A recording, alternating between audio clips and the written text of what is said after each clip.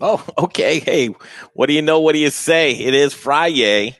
You quarantine party people, what do you got going on this weekend? The Modern Eater Show now, 2 to 4 p.m., Monday through Friday, and then tomorrow, 6 to 8 p.m., right here on the Modern Eater live stream. As folks are joining us, we're getting going today. Greg Holland back with you, along with Jay Parker. Jay, how's it going? Hello. It's March 48th, Jay. Yes, it is. Coming up on the show, Paul Reilly at Chef Paul Reilly at 2:15. That's coming right up. He did an op-ed in why in 5280 that says why restaurants are demanding and deserve a bailout.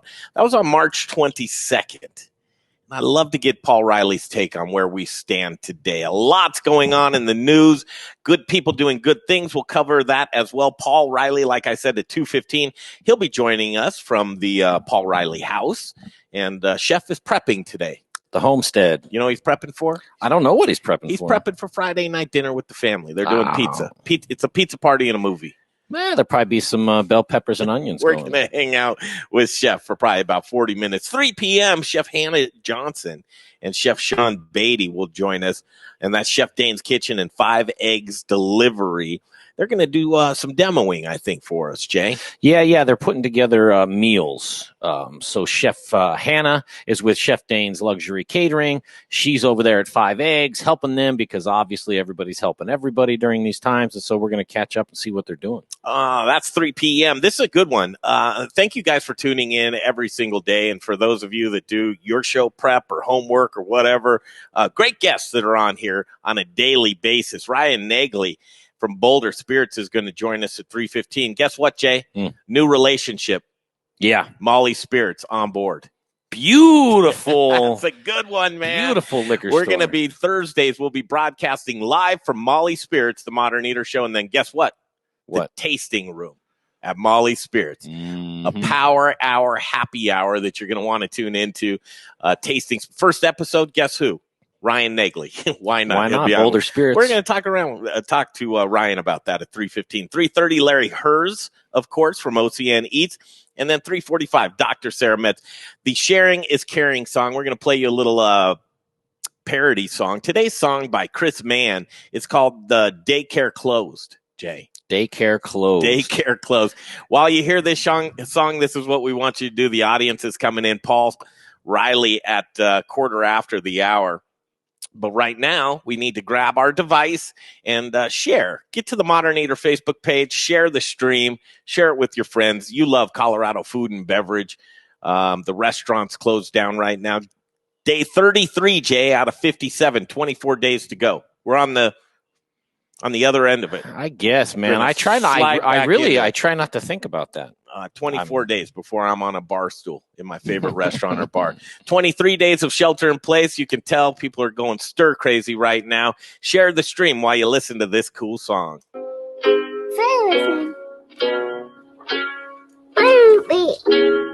It's a Friday. What time yet? Damn. You got the kiddos around, I'm sure. Yeah, I gotta play all day 'cause the daycare closed. I'm gonna cry till I can't no more. I gotta play all day 'cause How many the parents are daycare feeling closed. that? I'm gonna cry till I can't. Let's get it no going. more. I've been up since the crack. Soul is turning black. I Venmo all my cash. If the school take my kid back, he rides me like a horse. Recession took my Chef soul. Travis Smith joins the stream. What's happening? You want to shout out? Just say hello to us. Give us a love. Give us a like if you're tuned in. I'm sharing it now to my favorite groups.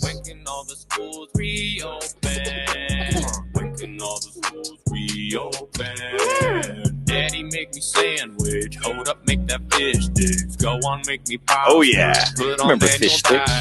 Love fish sticks. And mac and cheese. I mean, they have to be terrible for you, right? Fish sticks. Not if you have peas or green beans. Well, the California public schools, I bet you they are.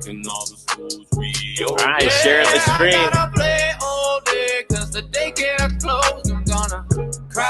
Chef Paul Reilly coming up. Welcome to a Friday. Did you know it was Friday, Jay? I did.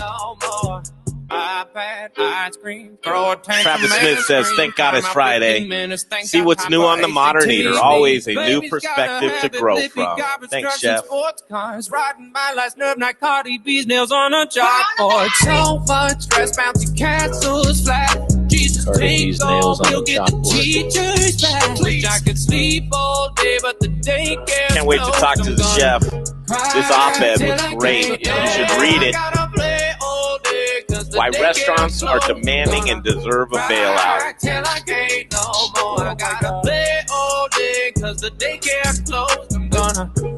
Big show, you guys. Thanks for tuning in. It is the Modern Eater Show, your home of Colorado hospitality right here. Can I have some sauce, please? Thank you. That's a good one. Thanks, courtesy again of Chris Mann. You can find that on YouTube. Chris, M-A-N-N, Chris Mann. All right, cool people doing cool things right now. We had Brother Luck on the show a couple of days ago. He was filming that Stella commercial, and he did something fun. Check this out. Hi, this is the Stella Artois Sessions at home. cut And I'm my Chef hair. Brother Luck. Today we're going to talk about things that you Well, Let me feel that one. not All right, exactly. there we go. We're also Not going to exactly. talk about how you can help out restaurants in need. Restaurants like mine. All right, so one of my favorite things to actually pair with the Stella Artois is guacamole. But what happens when you end up at the grocery store and all of the And all what? What happened, brother? What'd you do? Was that you? Or was it me? I don't know. That was from yesterday. Brother Luck doing cool stuff. Here's this one right here, and I want to share this with you guys. Okay, so Sangre's Best. You heard Elin Parker. She's a great rancher. This is Southern Colorado, Sangre's Best. She is in that food service chain, and we talk about how you can support local agriculture. This is the Modern Eater approved. And I'll tell you what, here's what they're doing right now. It reads like this. Due to a loss of wholesale buyers, we are offloading our premium bulk boxes of burger patties at wholesale cost. You guys, jump in on this. Support local agriculture. These things look amazing. They are going quickly, so if you want to jump in on, do so. A 26.75-pound box with about 10 burgers in a sleeve and a total of 8 sleeve boxes are going for $133, man. And I'll just show you this video real quick. These are the 3-to-1 beef patties that we've been advertising on Facebook and social media. Just want everybody to see what this Get you some burger. 26-pound box of premium grass-fed burger patties looks like. It's like a big box of heaven right Man, there. I'll tell you what, these people are so nice. Such a cool ranch. You in there, and the stuff looks good. Sangre's Best. Wow. Get you some. Support these Get guys, some. please. As you're tuning in right now, SANGRES Best. Get it on Facebook. Look for them and order that. That'd be fantastic. My Make Studio, for those of you that do have kiddos, I want to give a shout out to the Sadowskis, Linda and Jay Sadowski. They have, and again, on Google, just Google them, My Make Studio. They have Mother's Day kits coming soon for the kiddos. Keep the kiddos occupied. Hi, Mommy. I'm going to make these cupcakes for Mother's Day with my mommy. How cute is that? Make cupcakes with the kiddos, and they're selling kits. MyMakeStudio.com. That's another great Colorado business right there. All right, here it is. Did you know, Jay, CDL, Colorado Department of Labor and Employment, says it will be able to accept unemployment claims from self-employed starting Monday, Jay. Self-employed starting Monday. Yeah, I heard something on the on the news waves that they're having a problem with the 1099 folks that are trying to get help because there's beforehand there was no way to give them help, and so now the government has said, okay, we'll help you, but then when they apply for the help on the other end, they're saying, well, we don't know how to do it. So hopefully, smarter people than myself are figuring that out. Here's another one for you, Jay. The Paycheck Protection Program has run out of money. Well, that's not good. Entrepreneurs and small businesses left in the cold. Guess who's getting the money, Jay? Who? In a lot of instances. Not all instances, but a lot of instances. Who? Big businesses. It's like you knew this was going to happen, right? A free-for-all. And who gets to the dance quickest gets the pretty girl, right? And what you're seeing right now is there are folks being left behind that are very deserving of some funding right now. It breaks my heart. That's terrible, man. I mean, what can we do? The $349 billion small business forgivable loan program ran out of funding on Thursday. There were 1.6 loans. There were 1.6 loans extended as of April 16. I think they put million in there.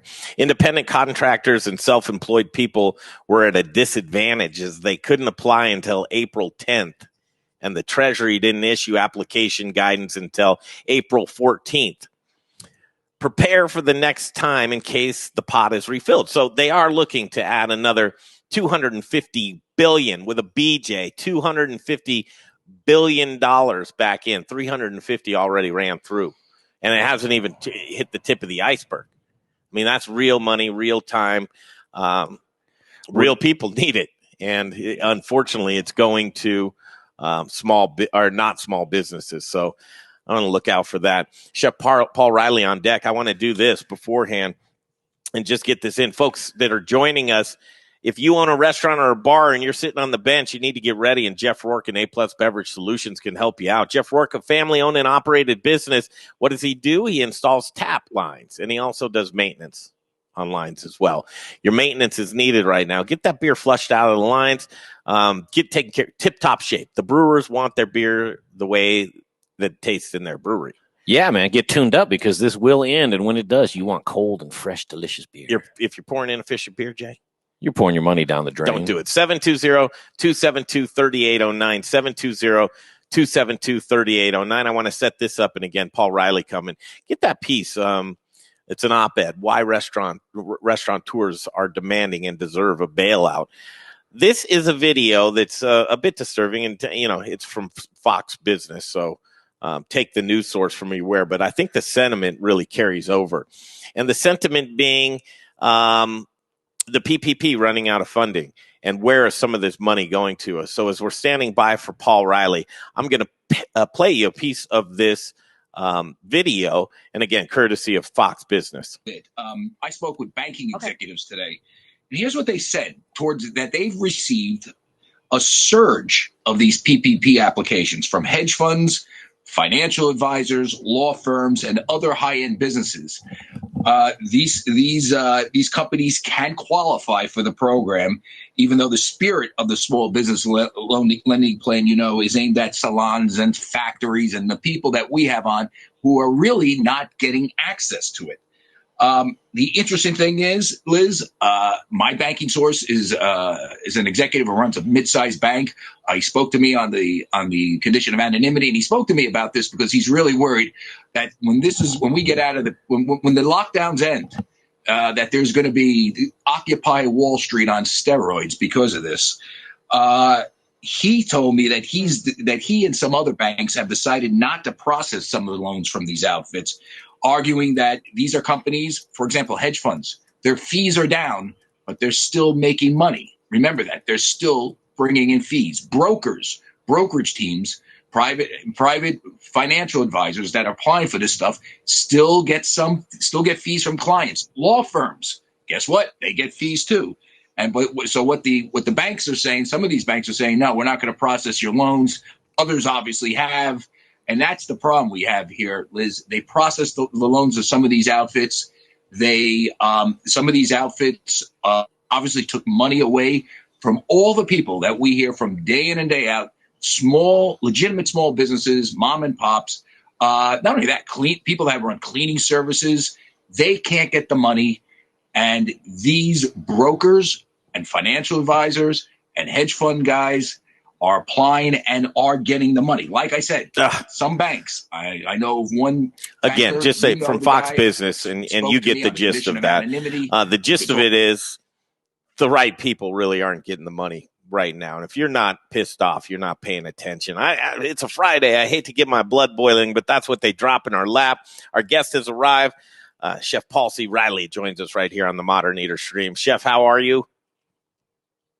Why can I not hear you? Well, that's no good. We just tested it. I don't have your audio. Chef, exit out of the room, come back in. I'll tap dance around for a second while we see if we can get you back in here. Can't get Chef's audio going. He is there. I can shoot him your, the To see number. if We can do FaceTime. FaceTime. He's jumping back in. We'll see what happens. We'll give him one chance. You guys are used to this by now. Thanks for your patience. Standing by for Chef Paul Reilly right now. Beast and Bottle Coperta and Pizzeria Coperta. Yeah, why don't you see if we can... I'm going to do one on my end, Greg. I'm going to try one thing real quick. We need a refresh over here anyway. So, do we? Yeah.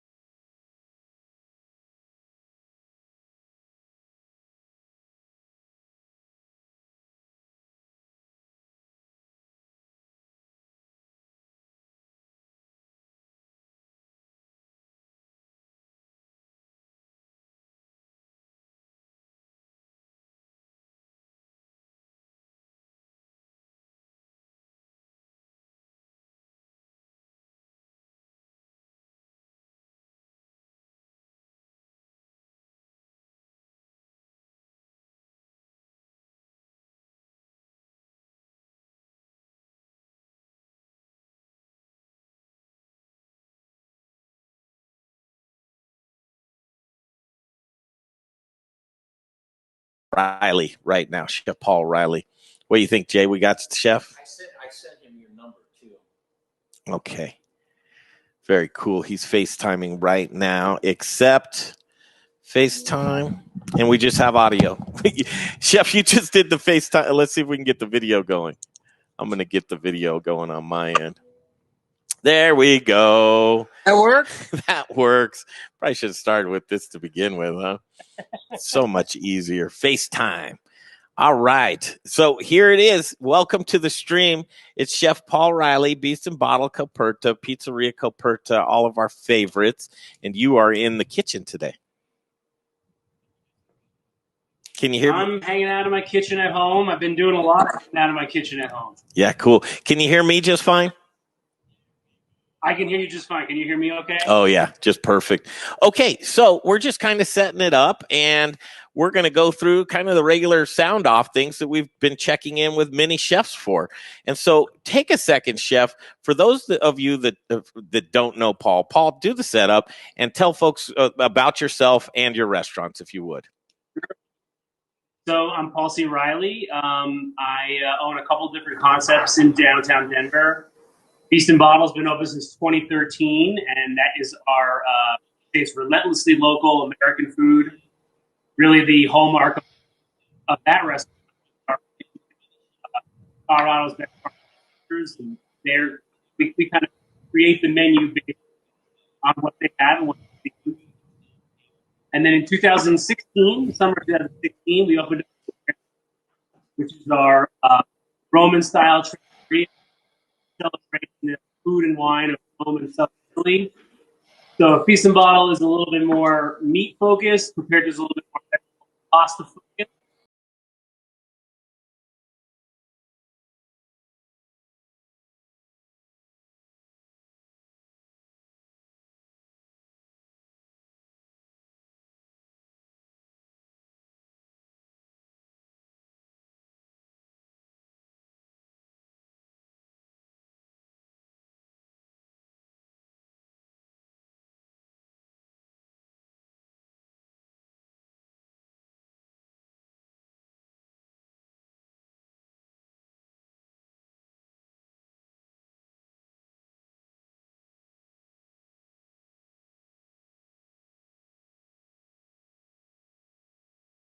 This interview is as great as we can possibly have it.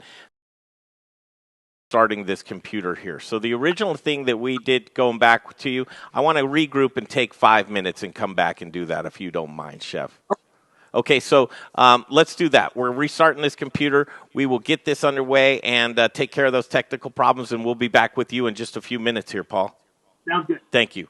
Okay, so Paul Reilly, what I want to do, thank you guys for your patience. We are doing everything that we can on our end to get this going. In the meantime and in between time, is the audio down? Of course it is, because you restarted the computer, right? So am I on? Yes. Oh, cool. Okay. I'm on right now, and again, you guys, live stuff, no man it's master, but we love doing it live, and we love being here with you. It is day 33 out of 57, and just, I'll just, while we're getting going, I'm pissed off, and here's why I'm pissed off, is that everybody has been turned upside down, and it's not just restaurants, it's small businesses in general. And there's a lot of folks that don't even qualify for applications or to get in on any kind of funding or small business loans. And especially if you look at the segment of the population that's underserved or maybe undocumented that means so much to the restaurants and have restaurants, there was no funding for them either. We're seeing the bottom portion socioeconomically of losing potentially upwards near to 25% of small businesses just off the bottom here. It infuriates me to think that there are larger businesses, hedge fund corporations, any kind of restaurant that doesn't qualify, has over 500 employees getting the PPP funding. Just because you're quick to the dance doesn't mean that you should get the funding right off the bat. So as the funding has been just siphoned, it's gone, $350 billion, kapoof, vanished out of the blue. We need relief, and we need more funding, and we need it right now. But we also need a vetting system that determines that it's getting into the right hands immediately. How that happens, I don't know. Congress dragged their feet for the longest time trying to figure out, well, what is it that we are going to do? Another session with Congress, and by the way, just as an aside, Congress not meeting right now. Now is the most important time for Americans. Is if we want to reopen, if that's what we're calling it, reopening America, it begins with the small businesses. Taking 4 to 10 years in order to recover from that is just not an option. We need to all get together and have that collective voice. You thought Occupy Wall Street was something else? You just wait until people are able to get back together, able to protest, able to congregate, because it is, you think it's a ghost town now. Wait until your favorite small business doesn't even exist anymore because it has zero funding. Trying to patch it together right now, it is insane. It is absurd what we're seeing right now. And collectively, our voice is doing nothing. Which, Cameron, yeah, I feel like I'm ranting on this, but we have to, and we have to rant together. The news that we're waking up to today, and as we ferret this out and we wonder, okay, well, where has the funding gone? Why is it that taxed employees are making more money on unemployment sitting on the bench? This money, this free-for-all, even to the extent of where you're applying for unemployment or you're getting your government stimulation check. There are a lot of folks that are getting stimulation checks, and there are other folks that are not getting stimulus checks. And it all has to depend on a few things. You haven't filed your taxes in a couple of years? There we go. We've got some audio coming in on the computer now. This funding is misappropriated. It's absolutely bizarre how they're choosing to distribute it. I've talked to a couple of friends that are bankers, and they're inundated with this product. They call it a product. The banks are with this product. And trust me, they don't want this product. Banks aren't doing that. So the relationships that they're tight with, the crony capitalism, you've seen this forever. You've seen this on down the line for small businesses getting boned all the time. And that's what happens right now. That's what you're seeing. Big business prevailing. We've been an advocate for small business since Jump Street, since the get-go. What do we do with that? I don't know. But I'm not going to sit on my hands. I'm going to use my voice. This just isn't right.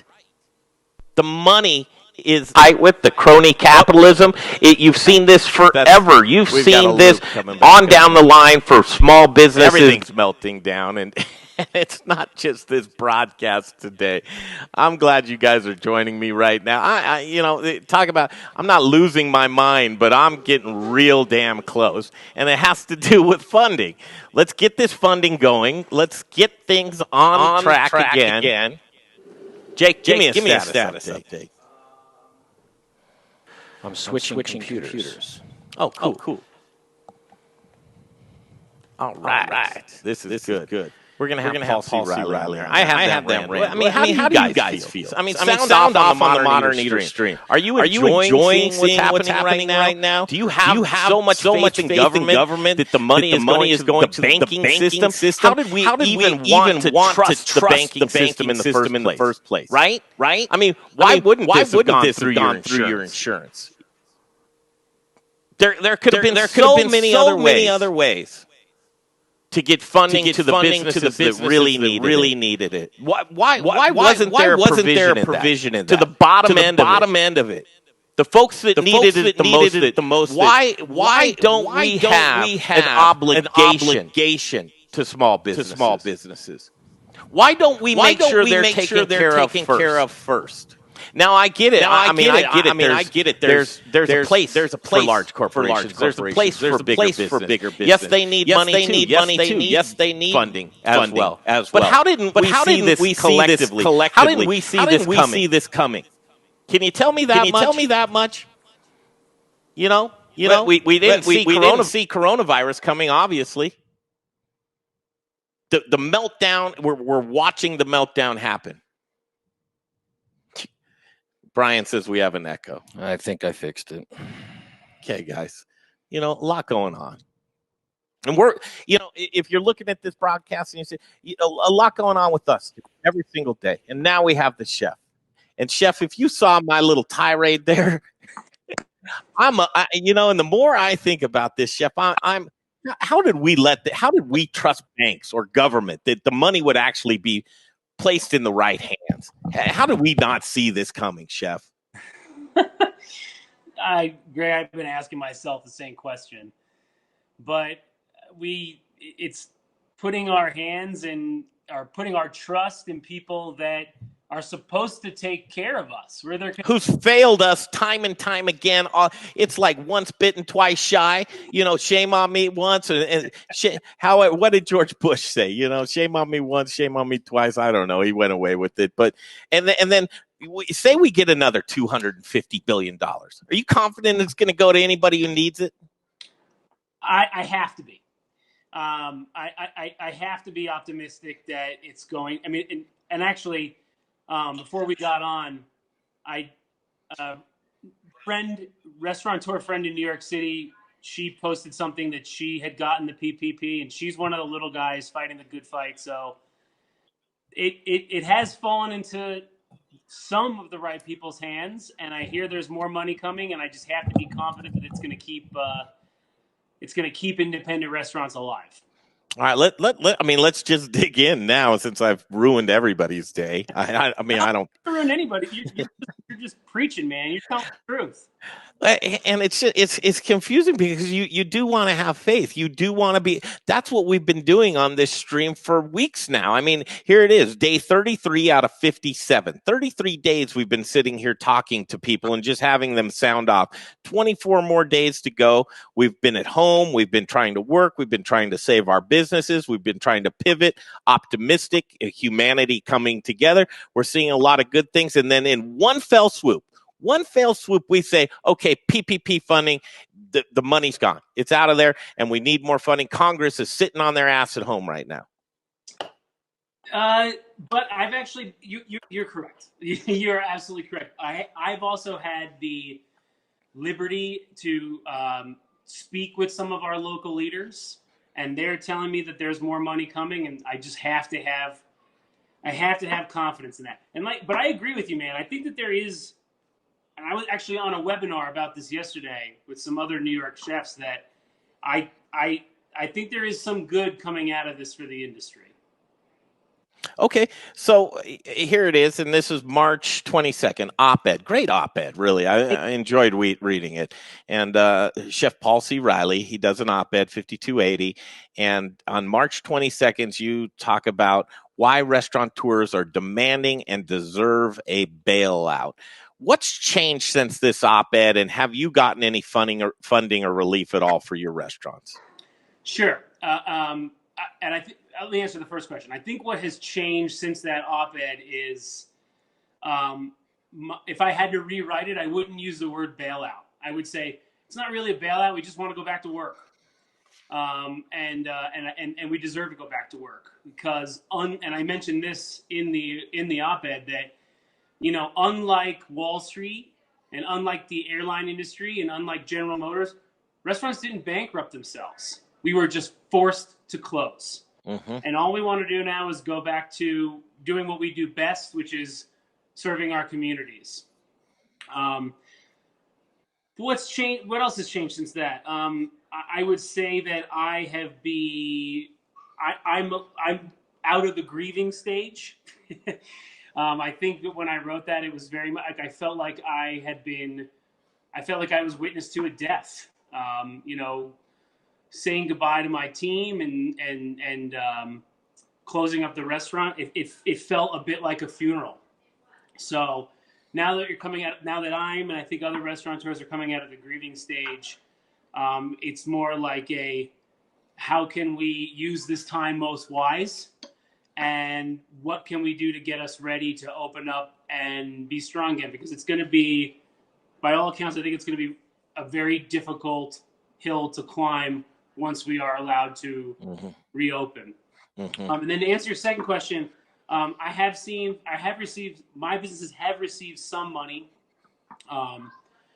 not even close to enough to get back to getting my employees back to work or enough to get us back on our feet.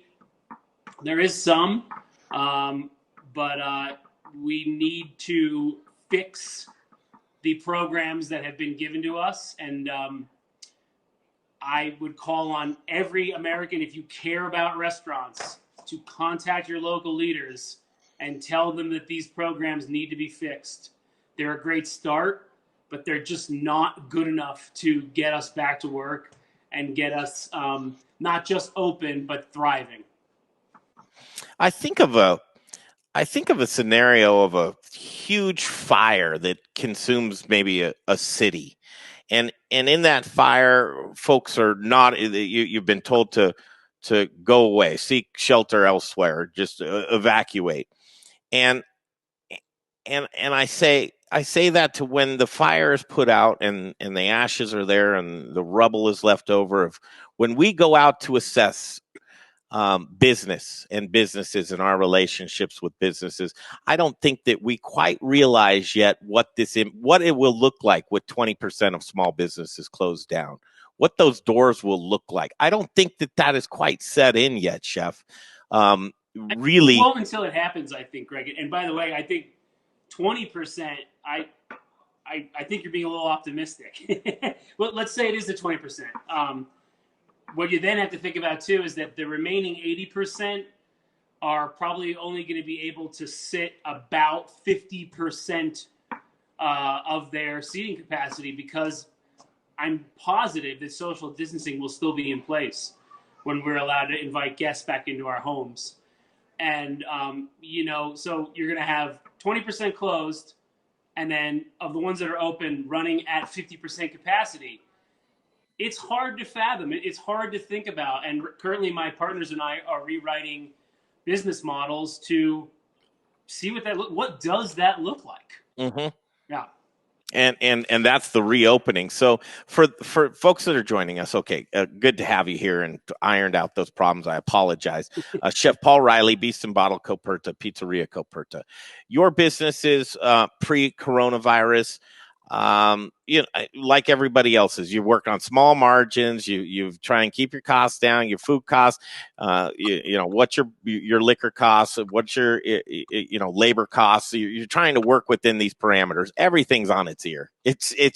You're working with so many different things to factor into in a climate of which you just haven't operated before. Your choice was to regroup, shut down, no takeout, no delivery, no curbside, none of that, right? Correct. So that means a restarting point. So you're probably like the rest of the people. You're dealing with vendors right now. How much money do you have? How much do you pay your employees and insurance? And that runs out at some point. You're doing all of your due diligence just to figure out where you are. So that's coronavirus now. Let's talk about when we ramp back up. What's it going to take to get the locomotive rolling again? What's it going to take to get to the point of where you're actually doing business again to figure out whether you have enough footing to be able to keep Coperta open or Beast and Bottle? Well, the very quick answer is a lot of it's going to take a lot. And I think that one of the words you keep hearing a lot right now from restaurateurs like myself is pivot. And I think it's a smart word, because we're going to have to not pull a 180, but go in a different angle in order to make our restaurants I want to say they're never going to be the same again. So what I was about to say was restaurants get back to normal. That's not going to happen. And I've sort of come to a peace with that. I think that the Beast and Bottle that served dinner on March 14th will not be the Beast and Bottle or the Coperta that is going to open again when we're allowed to reopen again. And there is a lot of information that goes into figuring that out. Like I mentioned, budgets are going to have to be redone. We're going to have to be working, or there's going to have to be a acceptance from our guests, from our clientele that things are different. And I think, and I hope that right away we're going to get a big push. People are going to want to go back out to eat again. I definitely think that's true. But then once that initial honeymoon phase is over, your favorite neighborhood restaurant, your favorite independent restaurant is going to look a little different than it did in March 2020. And that's a little different, a lot different. Yeah, a lot different. And so we look at the ripple effect as well. Sure. And you go and trickle down, and my heart breaks. And food service, the chain, the links just destroyed with restaurants not being able to operate. And I think, I of course am focused on restaurants, but you mentioned the ripple effect. I mean, there's farms, there's ranchers, there's linen companies, there's cleaning companies, there's different delivery services that are all going to be affected if restaurants don't get the help that they need. It's not just, it'll start with restaurants and it'll trickle down into other independent facets of our community. And it's somewhat intimidating and scary to think about. So this is where we go. All right, optimism, pivot, proactive, teamwork. Where do we begin, Chef? So we talk about agriculture, and we look at grocery stores. Who, if you're in that chain, you're probably doing okay, maybe even better. That chain, yes. That chain seemingly not broken. I look at a business, Sangre's Best. Elin Parker has a cattle company in southern Colorado. She reached out to me like many others have and said, my chain is broken. Yep. We're just sitting on product and we have no money coming in, and my heart just breaks. And she says, I don't know the light at the end of the tunnel. I do what I can to take this stream and say she's selling boxes of 8 sleeves with 8 burgers in it for 133, basically cost wholesale to move product out of there. What can we do on that level of agriculture? I want to just pick your brain. Sure. Well, there's already been, I can tell you a few success stories that I've already heard of in that realm. Probably the one that's getting a lot of traction right now is a guy named Rex Moore, who owns a bison ranch out in the Eastern Plains called Rock River Ranch Bison. And he had just taken in a huge herd to sell. I think he said like something like 90% of his sales are through restaurants. And he put up something on Facebook, on Craigslist. And a couple of different restaurant folks, industry folks latched onto it, started to spread the word. And lo and behold, he sold out of all the bison that he needed to move. Another one is Frontier Trout Ranch. Kermit Krantz. Yeah, which is it's down in Saguache, Colorado. Yeah. He needed to move some really delicious rainbow trout. Got a partner up here in Denver. They told the story, sold out of trout. So I think, my advice to but by the way, another third success story is one of my farmers, one of my longest runners, is a gentleman named Peter Voles from Oxford Gardens up in Boulder. And he has actually, his sales are right now really, really great, really positive. He's moved away from restaurant delivery. He's still doing a little bit for those that are open, but he's offering like $25 boxes of produce coming out of the farm right now, which he sells at his farm every Saturday. Sells out within minutes, and so he's keeping up with the plants and the vegetables that are coming out of the ground, and he's not wasting anything. So all of those stories, all those success stories are being achieved just through communication and by industry people telling the stories largely on social media. Like, and your friend that you just mentioned, I hadn't heard that story yet. So I think there's lots of stories out there of ranchers, farmers that need help. And we have these channels through social media that is really, really being productive in terms of getting this stuff done. So it's on that note, it's pretty neat. It's pretty positive, I think. Yeah, boy, thank God I talked to you today. I just because I mean, Senator Greg, breathe.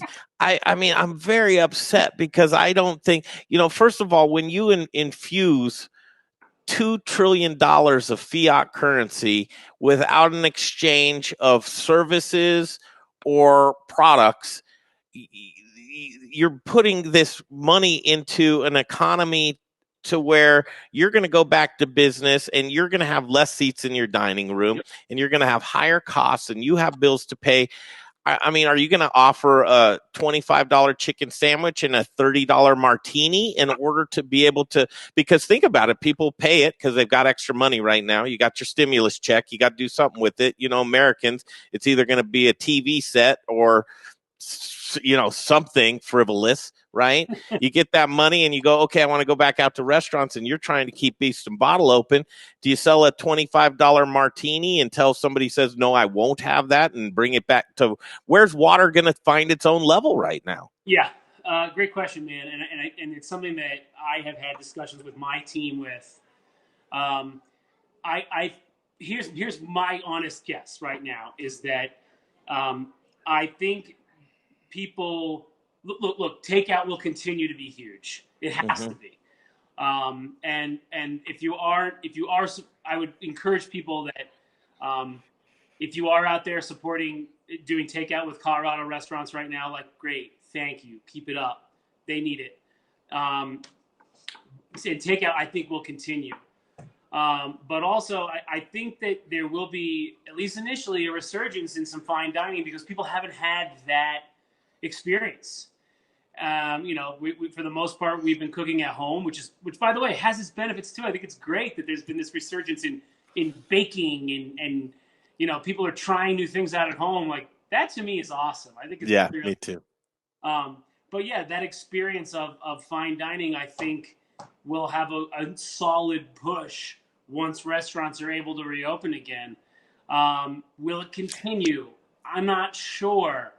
I think that even before all this madness happened, you were seeing a bit of a decline and a turn away from fine dining, which it's cyclical. That often happens within our culture.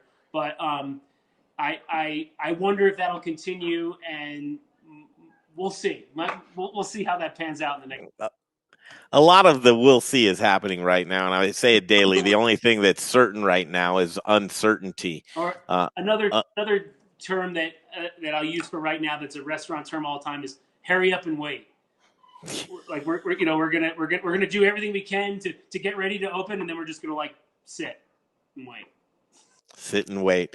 And so I talked to Kelly Whitaker yesterday to hear what they're doing, and they use a system called Talk, but he's doing pre-orders for, if you want to eat Kelly's food today, you're not going to be able to.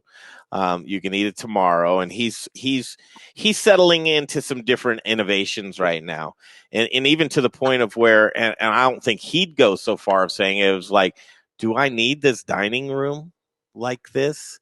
What is a dining? And then you think about rents, what your leases look like, how much space is going to be out there, and opportunity. So, okay, this is me calming down. With some of the most devastating fires leaves behind the most fertile of soil.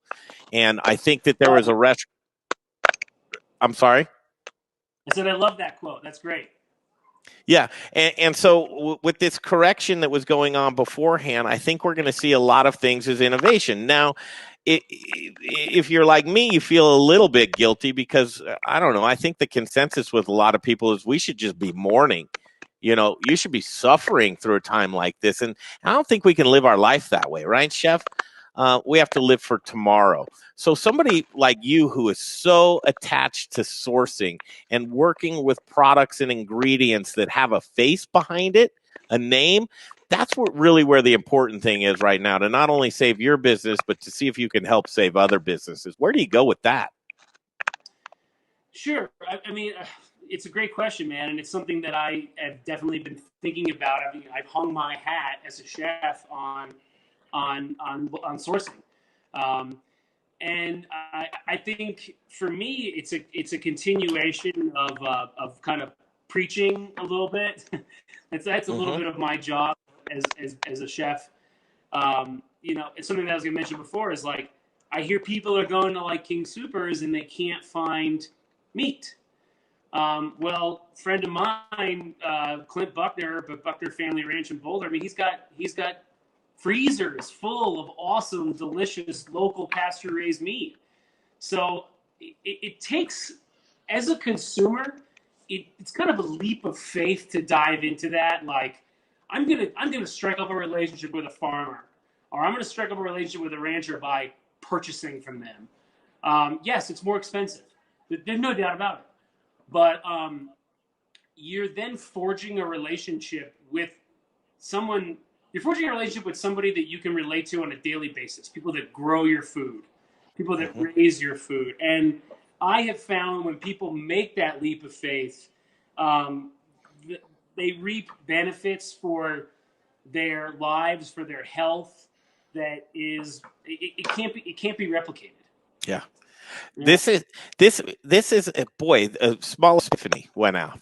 This is a chance to create that awareness of going outside of the purchasing habits, which could very well be at a big box grocery store, right?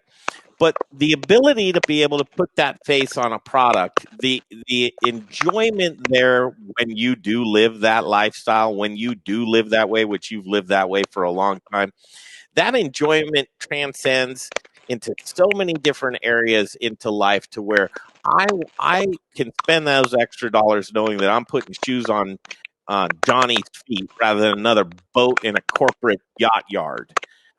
There's something to be said for now as a chance to create that local awareness, but it's going to take us all, Chef. It's going to require. Yes, you're right, Greg, and I think it's going to take a concerted effort by our public to make that connection that you are helping out. When you buy from a local ranch, you're helping out that specific family. When you dine at my restaurants or any independent restaurants, you are helping out my family. And again, it takes like a bit of a leap of faith and a little bit of repetition and storytelling to understand that aspect of supporting local people, independent people. But once you do, it's almost like you don't ever go back. And I would suggest not going back, because we're seeing on a federal level, we don't really have any friends. You know, you could go and Corey Gardner, I'm hearing a lot of good things out of him as being a liaison for some chefs right now. But on a federal level, and then with the bankers, we're seeing again why that can't really be trusted to help us out local in our own local communities. But that awareness in our communities locally on where we can spend the money, if we can control today, just today, Chef, of spending $1 with a local business, 60% of that dollar stays within our community. Those are the numbers that I'm told. I believe those numbers. Why not make that effort to buy locally so we can take care of our friends, our family around us? It needs to be an awareness thing. Sure, and I think what people will find is it's actually a little bit easier than you think it is. There are so many outlets right now for people to purchase local meat, purchase local vegetables, like directly from the farm. You just hop on the internet and you can find it, and it's I guess I can't stress the importance of like forging that relationship with your farmer or rancher. And some of these creative boxes that I'm seeing that are coming out, man, cool stuff. There's some really great ingredients. What I think it's great too is it challenges you as a home cook, or challenges you as a chef. You might get something in your box that's like, I don't know what to do with this. And lo and behold, you look up a recipe on the internet, you consult a cookbook, and you're like, I made something that I never would have thought of today. And at my restaurant, I tell my staff, like, CSAs, community supported agriculture, will change the world. Because it'll change the way that you think about food.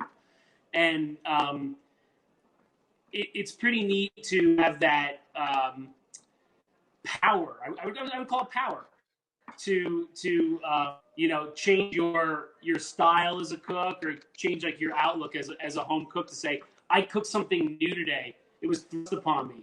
It's pretty neat. Yeah, bacon lentil soup.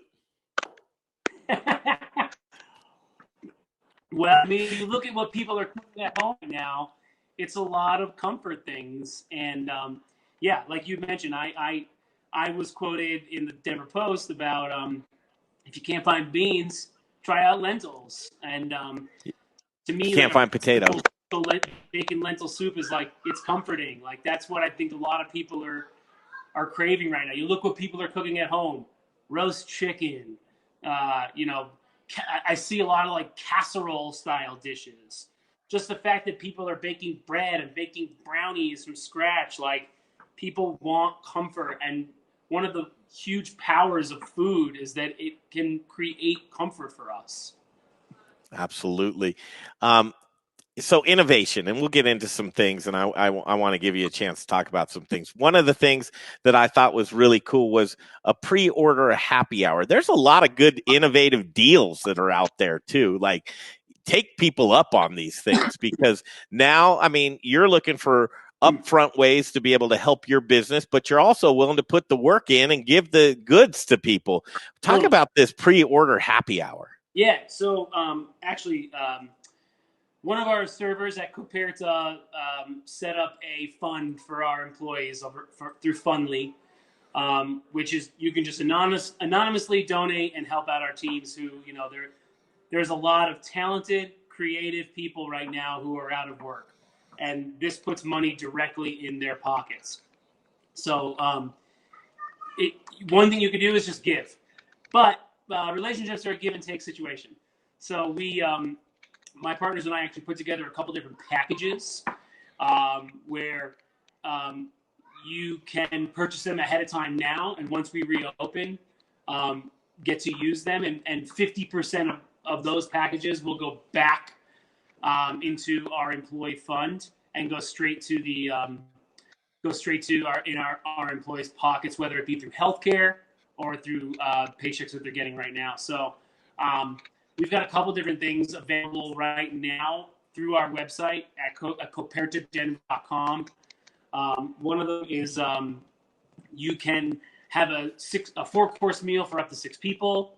Another one is a pasta class with me. We'll make 2 different shapes of pasta, hands-on. Learn how to pair those with different sauces. Another one is a wine class with my partner, JP Taylor. It would be just like tasting different wines, pair them with different snacks, things like that. And we just added another one, which is a happy hour for some friends. You'll get to have the whole Coperta bar to yourself, drinks, snacks, like just trying to get some of these experiences, people to buy into them now. Money goes straight to our staff, and then we can all celebrate together when we're allowed to. Yeah, I mean, and think about it. Let's be real. You probably wouldn't be putting these types of offerings out months ago. You know, this is like, okay, we're getting innovative and creative. And if you're looking for the experience, do these. When you see Chef, put things like do this. Just that's all I recommend. Do it. I would agree. I mean, to me, especially something like the pasta class, it's like gather a couple of your friends and we'll hang out. We'll drink some wine. I'll show you how to make handmade pasta. It's super fun. Where are you going to do that at? At Coperta. At Coperta. Yeah, and set up. All of those experiences will be at Coperta. Yeah, and you're set up perfectly for that, right? Yeah.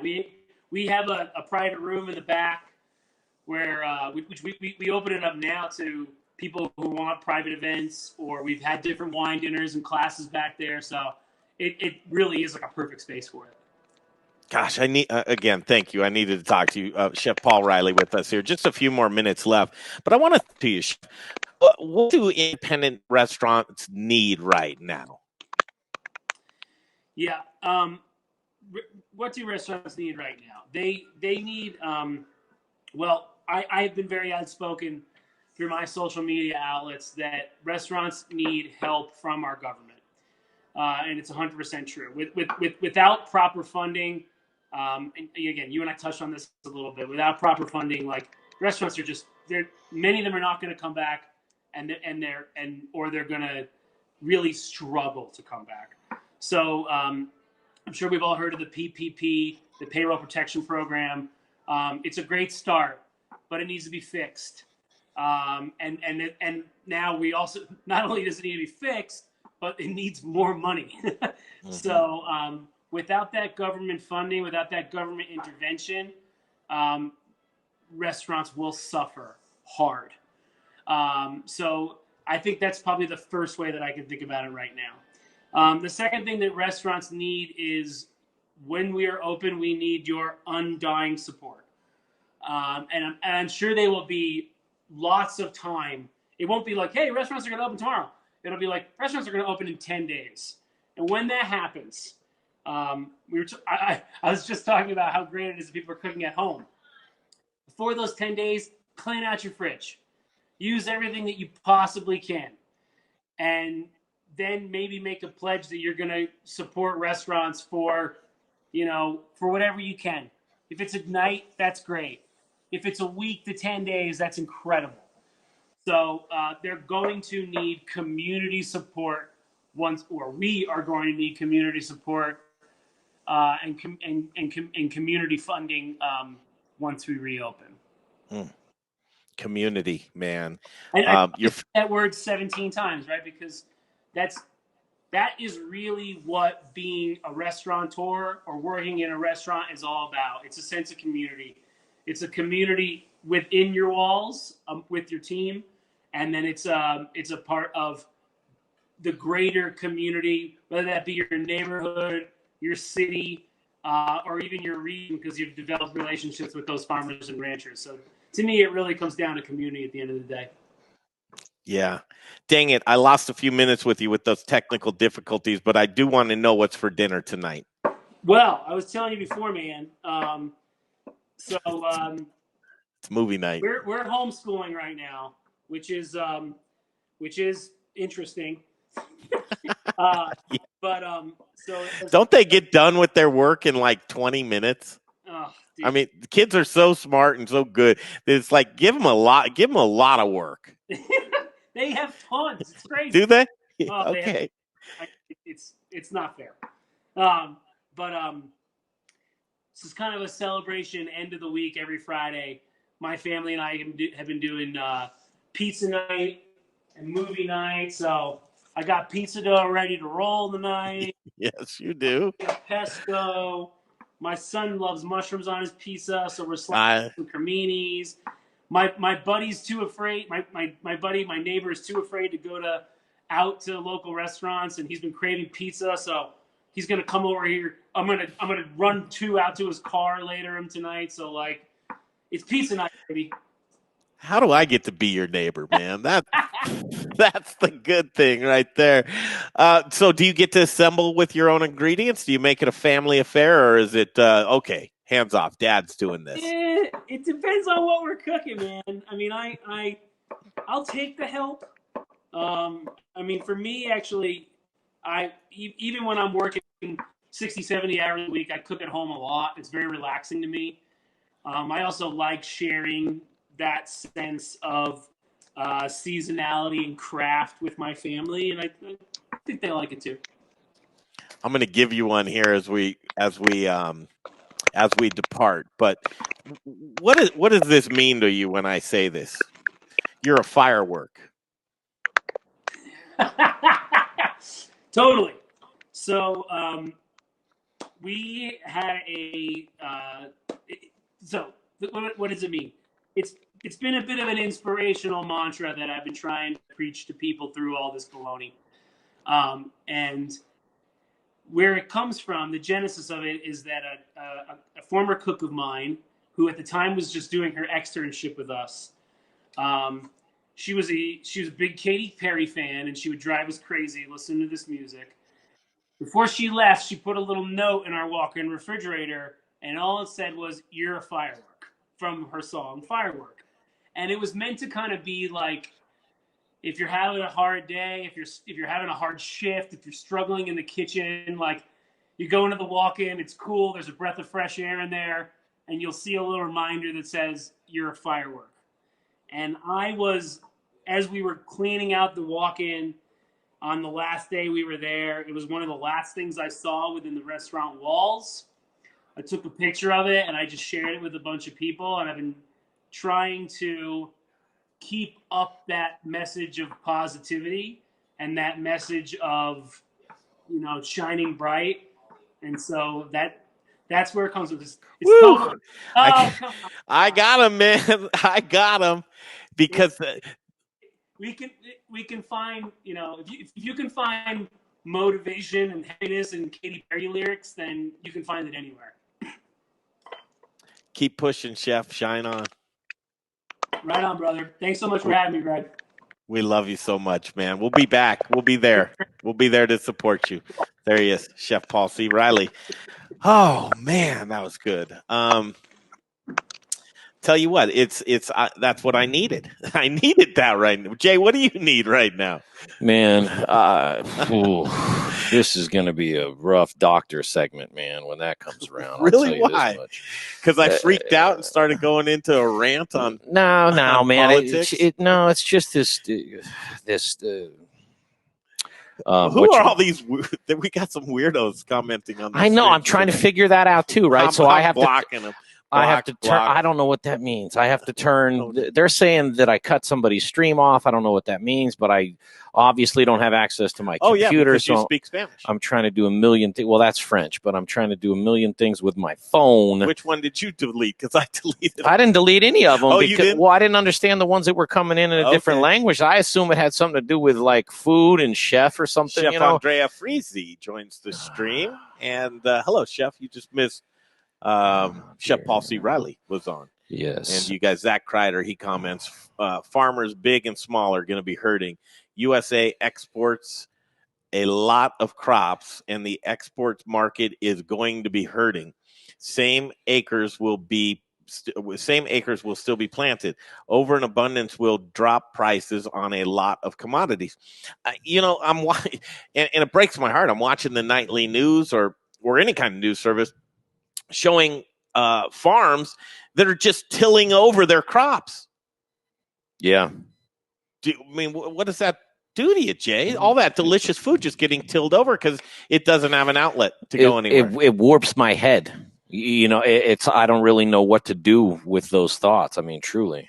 People are asking more about boxes. Here's a box for you. And these are creative. They're bundles. We're standing by for Chef Hannah. Yeah, and Chef Sean from 5 Eggs. The Spice Guy, he gave me new copy. Oh, did he? Yeah, he did. He didn't want his crazy copy that he puts in there? Here it is. It's that time again. Time for me to talk about Colorado's favorite spice company. As you begin to reopen your bar or restaurant, consider making the change to the Spice Guy. What do you mean, Zach? Make the change? I thought everybody did business with the Spice Guy. For all of your spice and specialty dry good needs. These guys sourcing nothing but the best from farmers all over the world. And he adds his own little commentary in there. This is the quality that you really can taste and smell as soon as you open the bottle. That's the Spice Guy. It's a phenomenal way to save money and increase the flavor of any menu item. Home cooks, we didn't forget about you. Feel free to hit the website, thespiceguyco.com, for all of your home spice needs. Thespiceguyco.com. We love Zach Johnson. We love the Spice Guy. Those of you that are joining us on the stream today, we had a little technological meltdown, and that actually sparked my meltdown, talking about the PPP funding being dried up. If that's not bad enough, to some of the hands that it got into, hedge funds, large businesses, corporations, small businesses just being kind of left out to dry. And I guess it's the relationship with your banker, or how quick you got things in. I'd like to think that it's that, but knowing what I know about government on a federal basis and knowing what I know about banks, I can't help but think that that was meant to be, that's the way that they wanted that to be. So hopefully with another $250 billion with a B coming back into the pipeline, that somebody will take a real good look and say, okay, let's figure out who really needs this.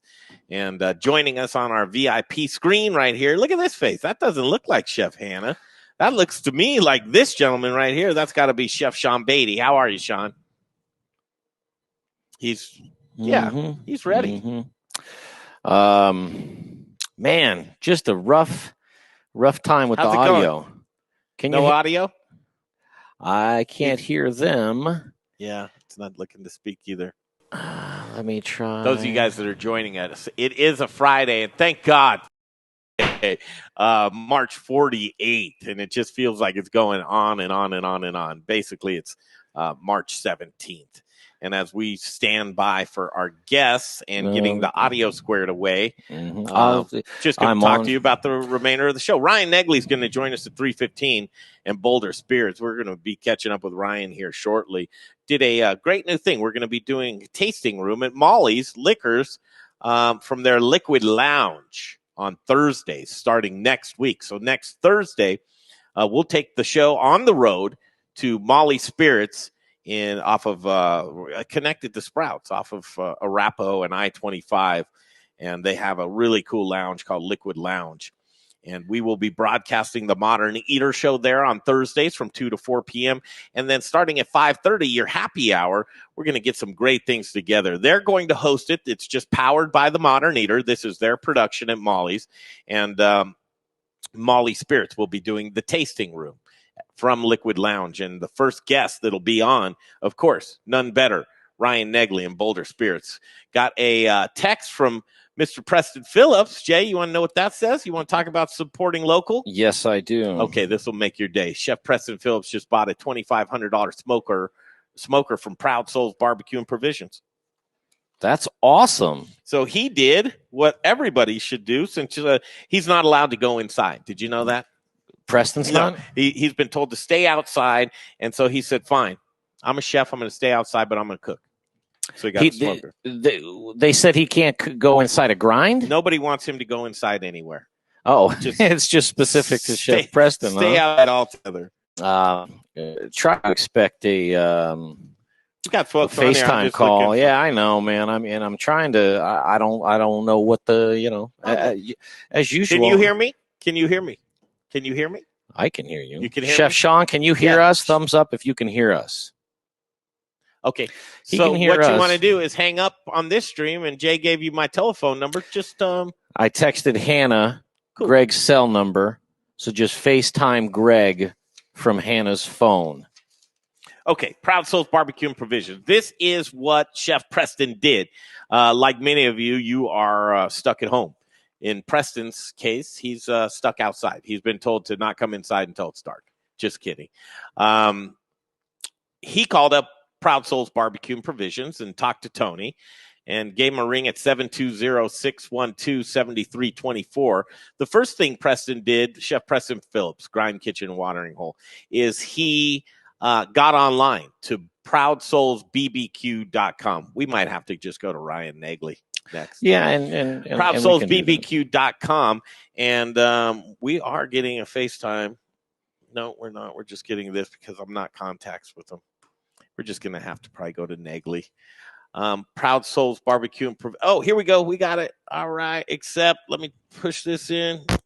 I think we got our guest, guys. Oh, missed call. I'll call them back. We're getting close. We're getting close. We're getting close. Hello. Hey. I know. Here we go. Can you believe it's true? We're connected. Oh, this is so much better, guys. We can actually hear and see you. Is that okay? Oh, it's so good. Turn your phone sideways if you can. I want the world, I know. Okay. And then, there it is. Look at that. Live and in Technicolor. You guys are all masked up. I'm not good at technology. Oh, you look fine. You guys look great. This is perfect. So joining us right now, Chef Hannah Johnson. She's on our left. And Chef Sean Beattie. So Chef Hannah is with Chef Dane's Kitchen. And then I believe, and correct me, Chef Sean Beattie, you're with 5 Eggs Delivery. Did I do any of that right? Yep, you did that right. Okay, cool. What's up, you guys? What are you doing in the kitchen today? Today we are working hard today, finishing up labeling and packaging. It's been a whirlwind of a week for us here. It's been a whirlwind of a month for us here. Thankfully, I got Hannah over here to help me out during this rough time. And Ben, my friend Ben Ward, is helping us out as well. So we're going at it, getting all these meals out the door for everybody. Cool. Talk about the meals, Hannah. Well, so. And who are they for? With 5 Eggs, we have like 800 meals ordered each week, going out all over Denver for clients. So basically, you spend a couple of days prepping, and then a couple of days packaging, and then delivery. Very cool. We go from pretty much Broomfield all the way down to Castle Rock, and then all the way out to Golden, Boulder. That's pretty much our region right now. A lot of orders, you guys. Congratulations. That's fantastic. What's on the menu? This week we are working with, we can go around. Let's go around the room. So I'll show you what the packaging looks like. So we specialize in Whole30, as well as doing traditional menus. So this week we're doing a vegetable au gratin for one of our vegetable dishes. We are doing, I'll show you what that looks like. Right down over there. We are doing a stuffed bell pepper. We are doing a New York steak with mushroom cream sauce. Wild rice. Hey, Chef, spin your camera around there if you got an option on there to get the other side of your phone. Boom, there it is. Show some food. We got some meals here. We got some more over here. Ham and bean soup. We also work with some more people out of the commissary kitchen that do our desserts for us. We got braised pork belly. There's some of the steaks here. So, we just... It's a little bit different than working in a restaurant. Takes a little bit of a change. Yeah. Oh my gosh, though, you guys are really rocking it. I admire the pivoting and just getting this done. So, how are you reaching your customers, and how can someone become a customer? So you can go on through our email. Pretty much everything is through online with us. It's 5eggsmeals.com, all spelled out. Log in. You can either sign up for subscription, and then we also do a la carte. And yeah, if you ever want to try the Whole30 diet, we're definitely ones that make it a little easier. Cool. Where's the kitchen? The kitchen's in northeast Denver, just outside Stapleton. We work out the commissary. It's a lot quieter here now than previous months. So, yep, we all come in here in the morning, get ready to crank it out, and we roll. Sweet. I actually thought we were going to watch you cook something today, but maybe I was wrong. I wanted to see chefs in action today. It's a Friday. Yeah, it is a Friday. We got most of all of our work done yesterday. With just the extra orders going on, we start our work week a little bit earlier than normal. Got it. Because the packaging is what takes the longest for us. I'm with you. Chef Sean Beattie here with us. Give a plug again one more time, and then we'll wish you good afternoon. All right. It's 5 eggs meals. And, yeah, we're here with Hannah Johnson, and Ben Ward. Getting after it. We're doing our best. Hope you all stay safe. Chefs, thank you so much. Bye, Hannah. We'll see you guys soon. Bye. Okay. See you later. There they are. Woo! What you think, Jay? I think that, if we continue to pump the information out to people about what all these awesome restaurants are doing, that it's bound to take hold and people are bound to, feel good about their community and realize that money spent in their community helps everybody in their community. You're so right. And this is one that drives me crazy. So you can log into Amazon, right now. Did you know you could have a smoker sent to your house through Amazon?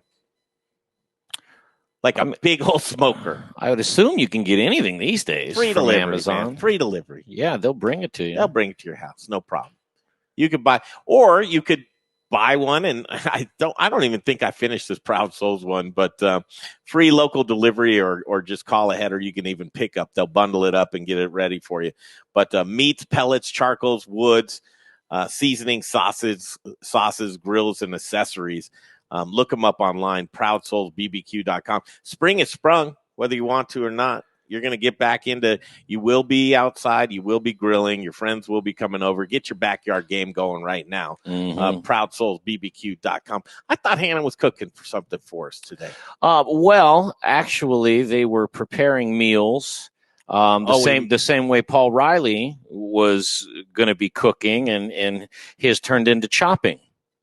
So I don't know. Oh, his turned into chopping. I don't know what to tell you. Standing by Ryan Negley, and then Larry Herz is going to join us from OCN, and then Dr. Sara Metz is going to get us into the weekend. What a week that we had here, right? Yesterday, Kelly Whitaker. The list goes on and on, but I do want to tell you about all of our social media. The Modern Eater, it's just under one name. So whether it's Instagram, Facebook, YouTube, Twitter, The Modern Eater, we would appreciate it if you liked it. It's one of those days, man. It's one of those days. We had food dropped off to us yesterday, Jay. Did you know that? Yes, we did, from Rich O'Brien at Elevation Food Service Reps, which was delicious. Did you eat any of the ribs last night? Well, that's not Rich O'Brien didn't cook us any food. Well, I know he didn't opened up our his kitchen to. He brought it. Chef who? Pearson Shields. Yes, and Chef Andrew Salazar. And those guys are doing a great job. They actually just started a business really in one day. But thank you to Chef Andrew Salazar and Chef Pearson Shields. Those are some great ribs. And you're right, Rich O'Brien dropped them off to us. So thank you, Rich O'Brien, for doing that. And Tony from Proud Souls texted as well, said Preston and Tony connected. Chefs, do the right thing, man. Do the right thing. Do your purchasing locally. Want to continue on here. Jay is just having, I bet you Jay wishes he was anyplace else in the world right now. And Ryan Negley is trying to join the link right now. 3:15. Did Negley forget? Jay's trying to talk to Ryan Negley right now and tell him that we're live and waiting, and patience is a virtue right now for sure. Folks that were wondering about that Sangrea's Best, I keep getting emails from that. I'll play you the video again from Sangrea's Best. Beef. But these are this the three, is something these that you are the want to get. 3-to-1 beef patties that we've been advertising on Facebook and social media. Just want everybody to see what this 26-pound box of premium grass-fed burger patties looks like.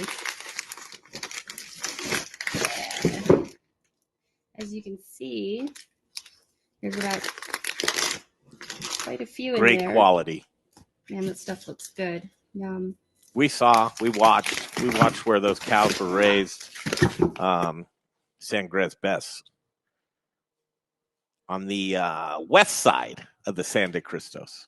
West side, Jay. Yeah, that's the one of the places where the east side. I was in east side. I was east in side, Jay. In the pickup truck. East side of San de Cristos. In the rainstorm. That's where we were at. If folks remember that video from summer dinner series of a rainstorm and me wrapped in plastic, that's where we were. It appears that we have Mr. Negley right now doing family things, and of course we can't hear you. Why would we be? No. Why would we be able to hear you? I mean, I can't. I can't. Hey, Ryan, do you have an iPhone? If you do, you FaceTime my cell phone. This is FaceTime my cell phone. I'm loving today. When Paul Reilly was on, Chef Reilly, Beast and Bottle. It's a good interview. Good dude. Wait a minute, he's can out. you hear me now? Hey, yeah, of course. He can't FaceTime you because he's How are out. you? You can't hear us now. No, I don't. I can't hear anything. I can hear you, but you can't hear me. Oh man, try it again. Come, leave the room. Come back in. He's probably. You got us? Can you hear us?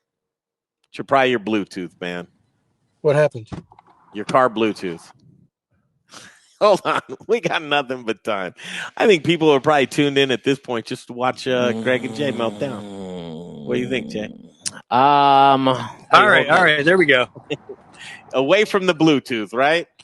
Dude, sorry about that. Hey, No. buddies. No, well, so we're cooped up, and we just kind of couldn't take it any longer, and so we decided that Go for a ride. It was time for day 2 of learning how to ride a bike with the kid. Oh, cool. Yeah. Well, that's probably going to be the most interesting thing all day long, man. Let's watch your kid ride a bike. Yeah, right. All right. So, what's going on, guys? Oh, you thought I was kidding. No, I'm just kidding. Ryan Negley here with us, Boulder Spirits. We saw you, I don't know, 2 hours ago? Yeah, it feels like 5 minutes ago. I know. It feels like 5 minutes ago. So, dude, this is sweet. We're pumped. This coming Thursday, and I'm going to let you set it up because you're really the guy who did all the heavy lifting. This Thursday, what's going to happen? So, in cohortness with Molly's Spirits, one of the big powerhouse liquor stores that we have here in Denver, the Modern Eater is going to be presenting a series of shows that highlight local distilleries and breweries live from Molly's amazing new tasting lounge that has only been open for, not even a year, probably 6 months, 9 months, and they obviously haven't even been able to use it for the last month. So being able to turn this otherwise unusable space into a wonderful platform to bring a whole new audience of members, some new content and some voices and some faces of local distillers and brewers. Couldn't have said it better myself. I'm looking forward to it. So just to give folks the lay of the land, next Thursday, the Modern Eater Show will be broadcasting live from Molly's Liquid Lounge. We end at 4 p.m. and then again at 5:30, we're going to start up the videos and the microphones, and we're going to broadcast from Molly's Liquid Lounge. Yep, I think we might have lost it.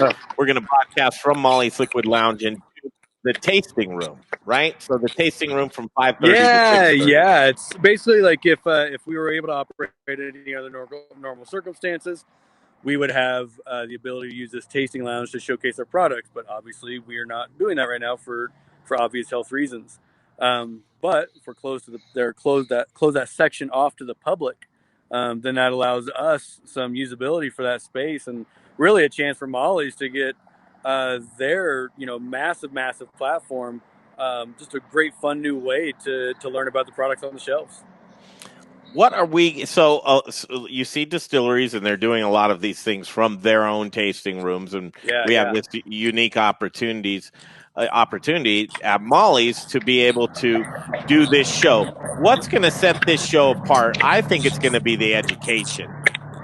Yeah, I think the touch on bringing it all together. A lot of times, if you do have, let's say, if I'm just at work and I want to do an Instagram live feed or Facebook's live feed or something, and it's just my one voice, and I'm kind of controlling the whole conversation. At least now, we'll be able to have a host that's going to be able to interject and steer the conversation to really where the consumers are really asking those questions. And really, that's what's another fun part is we're hopefully going to be able to inundate kind of a live tweet consumer live question gathering, so we can actually be able to answer those questions as they come in. What do you think are some things that folks should know about tastings or whiskey or educational elements that you'd like to bring to the table? What will your episode be like, Ryan? Oh, geez. You know, it's first and foremost, it's always about fun. You know, if you're not going at it from the angle of fun first, then it's time to kind of shift your angle about it. It's always about fun, and we want to make sure that it's not a boring, you know, shove a bunch of factoids and a bunch of marketing spiel down your throat. Really, to be able to connect and kind of portray what we really get to feel about these spirits, you know. So for me, tastings, like being able to do something like this in a live format, is really be able to kind of express that personality of a brand, you know, or of individuals that work for brands. But tastings in general can be burdening sometimes, you know, and in this kind of fun new format, we're able to alleviate that. I like it a lot. What's the little dude up to, man? Did he wipe out? Oh yeah, I know. He's just got to. He's 4.5. He's got the patience of a 4.5-year-old. You know, so. Does he still have that killer hair going on? Oh yeah, he wants to cut it short now. Finally, it's pretty crazy. Does he really? Yeah. I don't know, man. If you can grow it, right? He must have got it from the old man. All right, man. Yeah. I'm looking forward to this. Thanks for picking it today. Excited. I'm excited.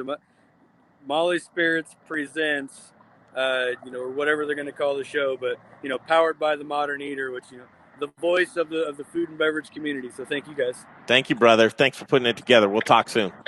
Cheers. There he is, man. Got a message here. Let's see. Maybe I should read this before I read it out. I have a question I think needs to be discussed on how restaurant kitchens hotlines will be going. Okay. So question comes in. Sir, I have a question that I think needs to be discussed, which is how restaurant kitchens hotlines will be going forward. Masks, ? Everyone 6 feet apart, ? Thoughts? Okay, Jay, you've spent a lot of time in the kitchen. I have. And you see what's going on with coronavirus. I have. And you have a mask. I do. And you're seeing a lot of recommendations in a time where, you know, you get Tri-County Health. And we played that clip of the executive director who says that if we open back up, and businesses in general, not just restaurants, but businesses in general, that there is a great possibility that you will be asked to wear a mask, whether it is in the kitchen, in the restaurant, in your small business at first. So, so what are your thoughts on that, Jay? I mean, first blush, I don't think it's entirely realistic. I mean, masks, you know, in the back of the house, you know, for sure. I mean, masks are more realistic than the spacing for anybody. If it's something, you know, like we do a lot in not only this country but the whole world in life, which is hypocritical stuff, which is, okay, you have to stay 6 feet apart. Okay, cool. You know, that's the rule, only we don't do it because you can't stay 6 feet apart and work in any kitchen in the world unless it's like those bizarre scenarios where there's one cook back there doing the thing. It's like, oh, okay, yeah, if you have a line where you have an expediter and a grill guy and a saute guy, and like that's not realistic. So in that aspect, I mean, it can't be possible. Masks, sure. I mean, if you're going to say everybody's got to wear a mask, it'll be weird. But I also don't think that if the mandate is you have to wear a mask, unless it's like that for life in general going forward. If you say in the United States of America going forward, you have to have a mask on everywhere you go, then I'll buy going out to dinner and wear a mask and your server has a mask. And then when you eat, you take it off or however that plays. But if that's not the world mandate, which obviously it won't be, then it's not, I don't think it's realistic that anybody would feel comfortable going to a restaurant and your server's in a mask and you have to wear a mask and everybody's in mask. That means it's not safe. I think he was more just talking about the kitchen. And yes, it is a closed community inside of a kitchen.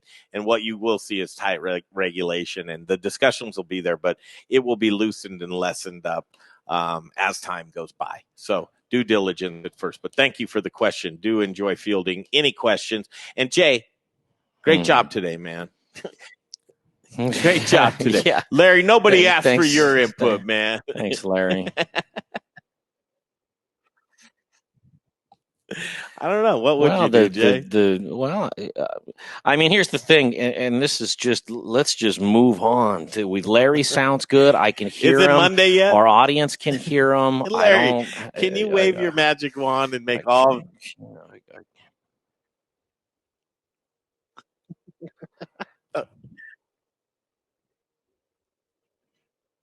Well, should I just get it out of the way? Well, because when we talk, sometimes the computer just. Do you ever get those things of like, let's do an update now? No, you don't. What kind of computer are you working with? You don't own a computer, do you? Just a phone. And it never asks for updates. Every day I tell mine tomorrow.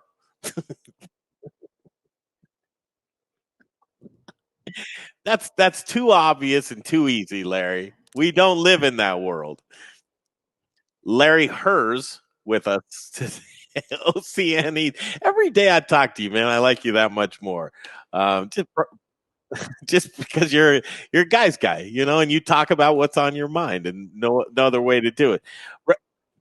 That's right. Restaurant Tours, really great show, and I did enjoy that episode yesterday. I watched the rest of it. Just good stuff and great production. And Larry, you're really in the zone in that. That's your call. That's your calling, man. So Restaurant Tours, it's a play on word. It's not Restaurant Tour. It's Restaurant Tours, TOURS.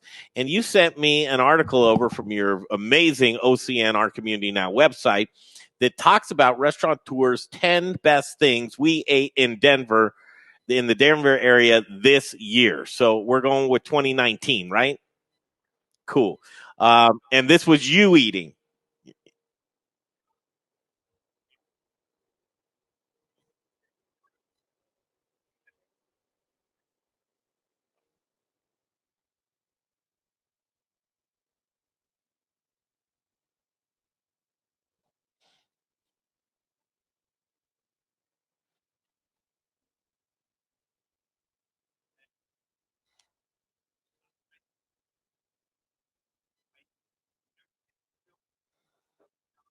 In every day because I got my new show where people bring me lunch every day. Did that go off today? Of course. Who was on? Today was George, Pizza Republica. He brought me pizza back to back 2 days in a row. I don't mind. Yeah, I'm gonna mimic Jay right now. Why? I don't know why he's doing that. Because his sound was messed. His sound was messed up. Oh, your sound wasn't good. Jay, put the camera on you. This is real life stuff. I truly I gotta have a man. camera on me, man. I can't have one on me either, Jay. Take the camera off me. It's not on you right now. It's on Larry. Larry, some days you get days like that, right? No. You have a perfect day every day? No, I wouldn't say perfect. But no. Are you streaming your lunchtime live? Is that a live stream? Yeah. Okay, man. The live stream gods are now into your. They know about you, and so you can just wait. Next week, one of those things you're gonna melt down, baby, in a live stream. Would you delete it afterwards if you melted down? Probably. You would? You mean me personally melt down? Yeah. Well, Oh, no, just nothing would go right. You know, your Wow. connection, you Yeah, but wouldn't. the good news is ours is only 10 minutes, so we could just do it all again. Just redo, start Yeah. over. Okay, so Larry's coming through fine right now, right? Okay, everything's good right now. Let's Let talk. me hit you with some big news real quick. Okay, Big. big. So, my Huge? favorite restaurant in the city actually is Safta, and unfortunately, they have closed temporarily. Temporarily. Yes, but on the bright side, my favorite wing place has committed. They are reopening next week, which is the Piper Inn. Okay, Piper Inn. because McGovern's got some good wings over there at Crush. Yeah, they're two different styles. It's smoked versus traditional buffalo style. So I do love Jason's, and they're neck and neck, but I'll take the traditional buffalo deep fried one. Well, you got to give Jason the pizza, right? No, he's on my top 10 list. Yeah, let's do this. Let's dig in. So, folks, I'm going to take this link. I'm going to go to that link. I'm going to copy this link. I'm going to head over to the live stream. I'm going to throw this link in the live stream so that you can follow along back there. How's that sound? And this is not in any particular order. It's my top 10 best things I ate in 2019. And I'll tell you if the restaurants are open or closed as we go through them. Okay, do it. Let's do it. So, Cart Driver, if you have never been, they opened a second location recently in Lowhigh. The original one's in Rhino. They got to be open. They're now both closed. Are they really? They originally closed the one in Rhino, and then now they just a week ago closed the one in Lowhigh. Yeah, so you cannot get Cart Driver, and they're not permanently closed. They'll reopen, but yes, they're temporarily closed. And it doesn't matter what pizza you have there. For Neapolitan style, it's the most authentic I've ever had in Colorado. You're going the bottom up. It depends how you look at things. No, I'm looking at it from the bottom and you're going up on the Arctic. No, it doesn't depend on how I look at it. I'm looking at it as what There's no particular order, so. All right. All right. So it'll be from you, I guess, bottom up then. Steakhouse 316 in Boulder. Is that your next one? No, Main Shack is. But I'll just follow your lead because I can see them all. Steakhouse 316. Okay. Steakhouse 316 in Boulder. The original one's in Aspen. They are not open, either one. But I had a tuna steak tartare in bone marrow. It was freaking incredible. One of the best things I've ever had in my life. Okay, so the bone marrow thing, man. Oh, I want to like it, but it looks like a booger, man. It really does. But you put steak tartare in it. I mean, fine. Jay, you remember the last bone marrow you ate? You couldn't do it. No, I'm not a fan of bone marrow. Dude. And then after they put it in your mouth like as a funnel, and they pour a shot of rum down the funnel, and then you get the meat and the fat and the salty. Ooh. Oh God. That sounds pretty good. It's insane. And I'm not a huge bone marrow guy, but the steak tartare with the bone marrow was a 10. It was freaking incredible. Okay, I'm going to try that actually. All right, on to Main Shack next. Main Shack, the Lobsterado, which is a warm brown butter lobster roll topped with a lobster tail. One of the best things I've ever had in my life. They're still open. Main Shack's killing it. Hey, how about Steakhouse 316? Still open? Steakhouse 316 is closed. Okay. Temporary. Main Shack open though. I love a lobster roll. You know, it's so expensive, so it's hard to eat there that often. But it should be. You know, you don't want cheap lobster. Mm-mm. And when you're eating it, you'll know why you paid $36 for that sandwich. That's what I was gonna say. Yeah, you're right. It's worth every penny. Next, Chicken Rebel. Have you ever had Chicken Rebel? I have. So what they are still open. They have their new location on Tejon. And what's great about theirs, I've never heard of this before, they brine it, sous vide it, then batter it and fry it. So it just freaks you out. You've never had such juicy, crispy chicken in your whole life. It really is that. It just pulls apart. I get the Firebird there. That's the spicy one if you like spicy. Next, DC Pie. Have you ever been there? Brick Oven Wings, DC Pie. Tell me where it's at because it seems like I have. It's like Colfax and Vine, near Colorado. They've been there, say, a year and a half. Is that going to be by the the sandwich shop, the Chiba Hut on Colfax. Here, I don't know. I know that DC Pie. I'm gonna make a note of that. His wings are unbelievable. I mean, just freaking, and they're cooked in his. He's got the pizza oven, the wood burning oven. He's got a nice char on them, and then he uses sweet chili sauce and drizzles a little blue cheese on it. Amazing. I think this is a testament to you, though. I think you really like wings. Yeah, I do. It's funny when I go back and look at my feed for the year of all the things I post. I'm like, apparently I really like pizza, wings, and hamburgers. Yeah, and who doesn't, right? I mean, you'll throw tacos in there too, won't you? Yeah. What I've learned about specifically posting on Instagram, the more fat, the deeper fried, the worse for you, the more over the top, the more likes you're going to get. People aren't going to like a salad. Vegetables. They just don't care. I mean, there's more gluttons in the world than not, So what I used to say in my restaurant is, fat equals flavor, right? And so whatever, if I deep fried it with bacon and cheese and smothered it, it was going to sell.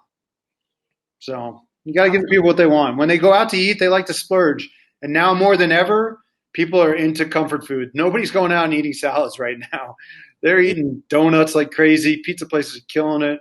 Yeah, well, when you're scared the bejesus out of you on a daily basis watching the nightly news, you're like, this is the Last Supper. You have very, very little joy in your life right now, so you have to get it from your food. I think you're right, man. Yeah. So they're open, DC Pie? DC Pie open, all right? Okay. Let's Safta, which is my favorite restaurant in the city. You can go. I did a restaurant tours with them. You can see that on YouTube, Safta Restaurant Tours. Okay, so why is that your favorite? But where do that style of food? Well, I'm just wondering because I'll tell you why. Yeah. So, have you eaten there? I have. Yes. So the concept of sharing food and community, because that's what their concept is. They just you order the spreads, and then they bring it. And so yes, every restaurant that's Middle Eastern does that. But his pita comes right out of that wood-fired oven, right to your table, and they only bring you one. And I know everybody looks at them like, just one?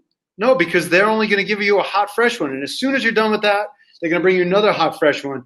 And on my business card, which I don't know if I've showed you ever, is me with Safta's pita like this. Because it's like a pillow. I'll have to show you later. Okay, you're embracing it too. So closed. They just closed 2 days ago, yeah. They were fighting the good fight. His hummus is the best I ever had. His pita is the best I ever had. The eggplant, the baba ganoush, the falafel, the best I've ever had. I've been to Israel. I'm a Jewish guy from New York. I know Israeli food. It's incredible. And he is the most humble, intelligent, well-spoken. He's a sweetheart, Alon Shaya. I mean, I probably have said this before. I have a man crush on him. I'm not embarrassed to say. He's the man. And we're very lucky to have a James Beard Award-winning chef open a restaurant in Rhino. It's a big deal. So the rest of the source and in the hotel there, is Leonard's place open in there? Grabowski's is open. Okay. What else is open in there? Anything Smoke is still open.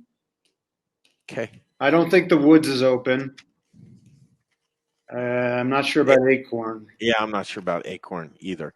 Interesting to see who's decided and who has. Yeah. Me. You got quality Italian on this list. That's interesting. We just had executive sous chef Kyle Beattie in here, and he's ever had their chicken parm?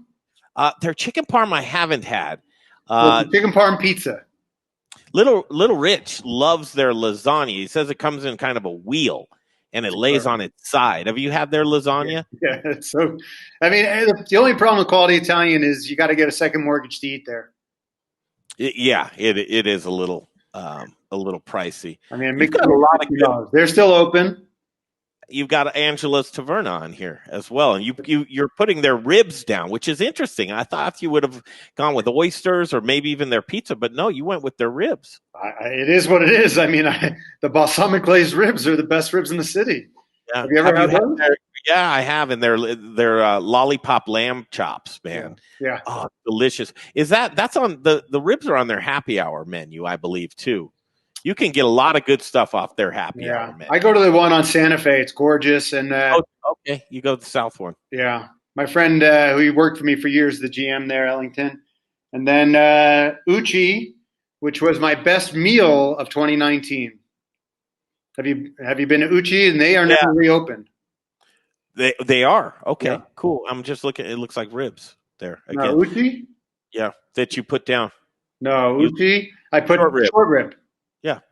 Most flavorful, tender. You like, Jay? Well, I was just, when you go, looks like you put ribs again. He goes, no, I put short ribs. I put short. It's a 72-hour sous vide short rib. So think about that. Just cooking any meat for 72 hours. And then they take it and put it on top of sushi rice, little dollop of wasabi. Oh, now we're talking. Your eyes roll back in your head when you eat that. Oh, my goodness. That looks so good. So now we're all hungry for the weekend, Larry. Where'd you grow up in New York? I am from a town called Dix Hills. And if you know a guy named Jeff Suskin, he's also from Dix Hills. And Did one other grow up together? He's a little younger than me. And he went to the other high school. We had 2 high schools. We met out here. And then one other famous person from Dix Hills, Ralph Macchio, the Karate Kid. No doubt. Okay. That's what I got for you today. Ralph Macchio. All right, what do you want to leave us with today, and then we'll see you on Monday? I want to leave you with another bit of news. I found out today that Spanky's Roadhouse is reopened today. If you haven't been to Spanky's over on the DU campus, I think they do a great job over there. Dan Ship from Roadhouse Hospitality. Dan who? Dan Ship. Did you see I said shit? A little bit. No, I wouldn't say shit on your show. I know you wouldn't. I would. The doctor would. Doctor joins us. Hey, do you need any brain help right now? No, I just go straight to drugs and I'm good. Oh God. Well, all right. Heavily medicated. You get the thumbs up. When you say drugs, you mean like herbal tea and things like and meth. Yes. Yeah. Good. I tried. I tried. And meth. Yeah. I don't think your wife and daughter would like to hear you say that, Larry. Oh, well, actually, they're used to it. What are you doing? What are you doing this weekend? I see you're already growing that beard back, Larry. No, we're shaving me this weekend. We're taking this all down. When you say shaving me, that just doesn't sound right, man. We are not. Head. Okay. We are not shaving you. Yeah, and Jay wanted to make sure everybody knew that it's not the collective we. we are not shaving you. My kids are going to do whatever they want to my head. They're going to be mohawk, whatever they want to go for. Oh, please. I have to. Yes, mohawk. Please, Larry. Okay. Whatever makes them laugh. I'm here to entertain them. Larry Herz. I have to do that now. Hey, as I wanted to point this out, how weird is this? So 2 people on with us right now, both last names end in Z. Whoa. What are the odds of that? Like Larry, lotto ticket. Herz and Metz.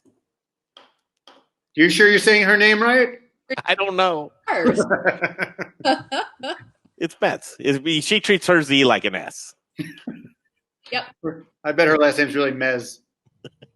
No, I should check on that though. Like, how over the generations have we royally screwed that up? Yeah, that'd be interesting. Yeah. Larry, see you Monday, man. Nice, have a good weekend. All right, there he is, Larry Herz, OCN Eats. Dr. Sara Metz, Dr. Baby, Doctor. Wow. Beginning of the show was an interesting one. What happened? What didn't happen? Uh-oh. I think we need to turn the camera around to Jay. Right? I can't talk about it. I mean, he's on the ledge. I physically can't talk about it. Why? Too soon? Yeah, because if I can talk about it, but if I start talking about it, I'm going to completely. Well, I won't lose my mind, but I'm not happy. I am just not happy with anything, and it's. It's pushed me to the I want to shut down and shut up because I feel like if I talk about it, it'll make it worse. That's how I feel about it. Doctor. I don't know if that's true, Doctor. I mean, you may say, no, that's what people think, but man, that's how I feel. Well, because clearly something very intense happened. And so you're struggling to process. It was just technology. Balance. Is it bad? It was technology. We had a little bit of camera issues, and we had to restart the computer. And I'm tap dancing around, and then I went into a political rant, which I enjoyed. I thought it was and people probably thought it was pretty entertaining watching all the things moving on. But Jay, takes it very personally. Well, sure. And I know it. This is our craft, and Yeah. we'd like things to go off without a hitch. But to think that things are always going to go as planned all the time is probably crazy, right? So it's how you process Well, it. it's crazy, but I will say every time my technology fails on you guys, I leave the room for a moment from here and I curse a lot. So I feel Jay's pain.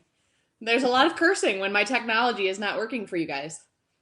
So How do you make things so that it's immediate, but it shouldn't ruin your day or your life or anything like? How do you process it the right way? I think when things start to feel that intense and that quick to a level of intensity, it speaks to just kind of an overall amount of stress that's just sitting there. So you got to start working to decrease some of that. You got a lot of gunk in the bucket you got to clean out at that point.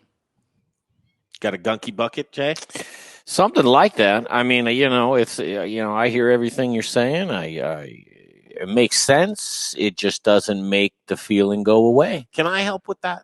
Because I have to do it for myself too. I mean, I'm just as aggravated, and I think aggravated with that. But Jay, we had a lot of wins this week. You guys had an amazing show this week. Yeah, we've been doing. I mean, think about it. Balance it out.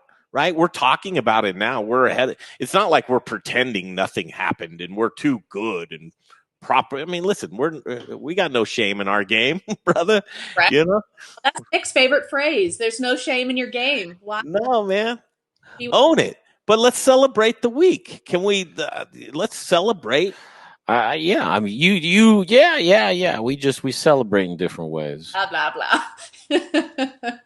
Well, I will say that when I tuned in earlier in the show, I didn't sense a meltdown, but I heard you giving your shout out to your ranch, Sangris Ranch. So I told all of my firefighters to stock up on burgers for their firehouses.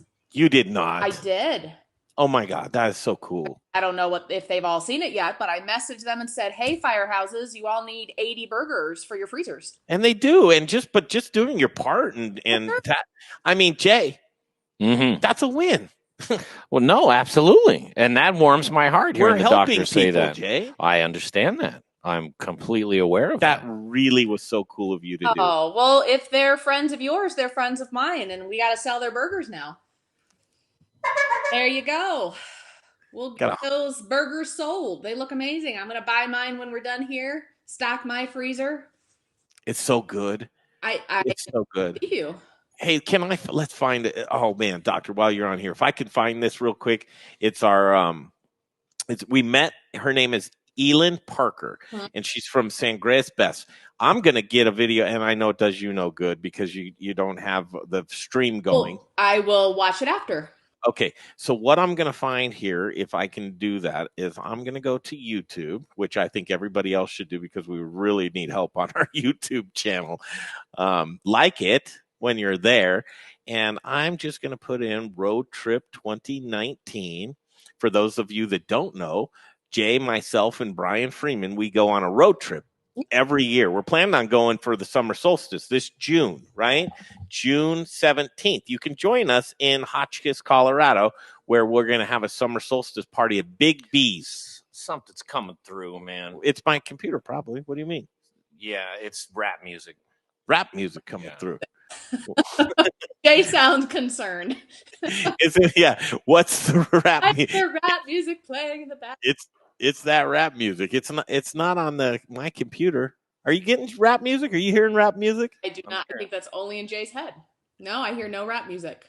I don't hear any rap music either, Jay. Okay, if there's now hallucinations going on. No, that wouldn't be.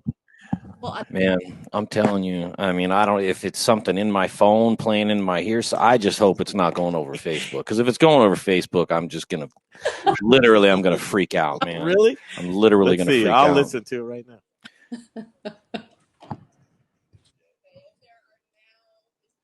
No, man, no rap music. Oh, good. It's just in your head. It's just in your head, Jay. I think. Just a small tumor growing. It's nothing big. Road trip today. Yeah, today's been one of those days. But another win. You want to hear another win today? What do you got? We just got a new partnerships with Molly Spirits down in the Tech Center. Wow. Off the one attached to Sprouts on Arapahoe Road and I-25. Yes. We are going to do the Modern Eater show there every Thursday for the next 4 weeks from their Liquid Lounge. And then after the show at 5:30, they're going to do a happy hour, and we're going to stream a whiskey tastings and beer tastings and all the fun stuff. Really cool. Yeah, so we put that together. Nice. You guys are rocking it. We are having some fun. All right, Jay, I am so close to finding this part of Elin Parker from Sangre's Best. Jay, do you like these road trips? No. Yes, he does. He does. He's lying to you. There's aspects of them that are, Yeah. Okay, is this it? Sangre's Best. Yes. Okay. Those of you that are tuned in right now, and we'll show you the video, but right here is Sangre's Best. And Doctor, let me see if I can turn this around for you. Can you see that? From 2000, is this from the last road trip? Last road trip. Can you see that at all? Yes. Okay, so that's their farm. So the San de Cristos, this is on the east side of it, right? So southern Colorado. Ooh. This is their farm. It's a beautiful, beautiful farm. Jay was wearing it started to rain lightly. Yeah. And Jay wore a trash bag.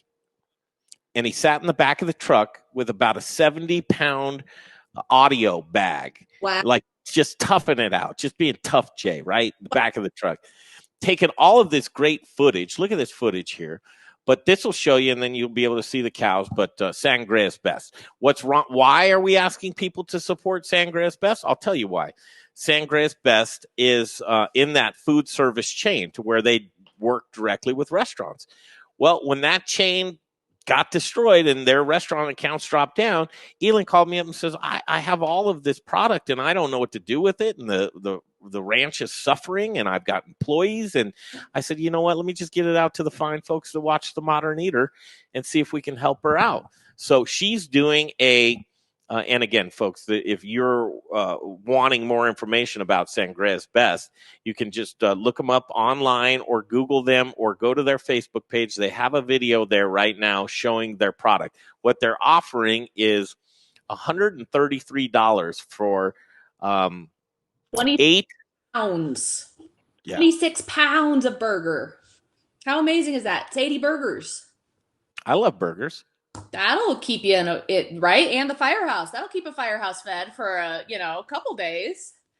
A few days. I love that. And I want them to report back to the taste. Here, can we take that step further? If they do it, and we're not holding them to it, but I would love to get a camera just like this into the firehouse and see those guys cooking. You got it. I will hunt a couple of them down and see what we can do. Wouldn't that be cool? I know some people. Jay. Yes, sir. Wouldn't you like to see some firemen cooking? Ooh, that sounds. Well, not necessarily. Really? Yeah. Why not, Jay? I mean, I guess I'd like to see anybody cooking. I mean, the fact that, I guess that's the Freudian thing that pops into my head. It's like, well, right away, I'm like, well, if they weren't wearing shirts, no, wait a minute. What fireman from where? And then I want to stumble around that, You always think, but yeah, you really have to be specific. Yeah. Yeah. So fireman cooking, sure. Policeman cooking, yeah, sure. As long as nobody has clothes on, I'm a happy man. Hey. Yeah. He wants to go I come home from a so long bad. line of firefighters in my family. I broke it with, not doing it. But you have to do your own thing.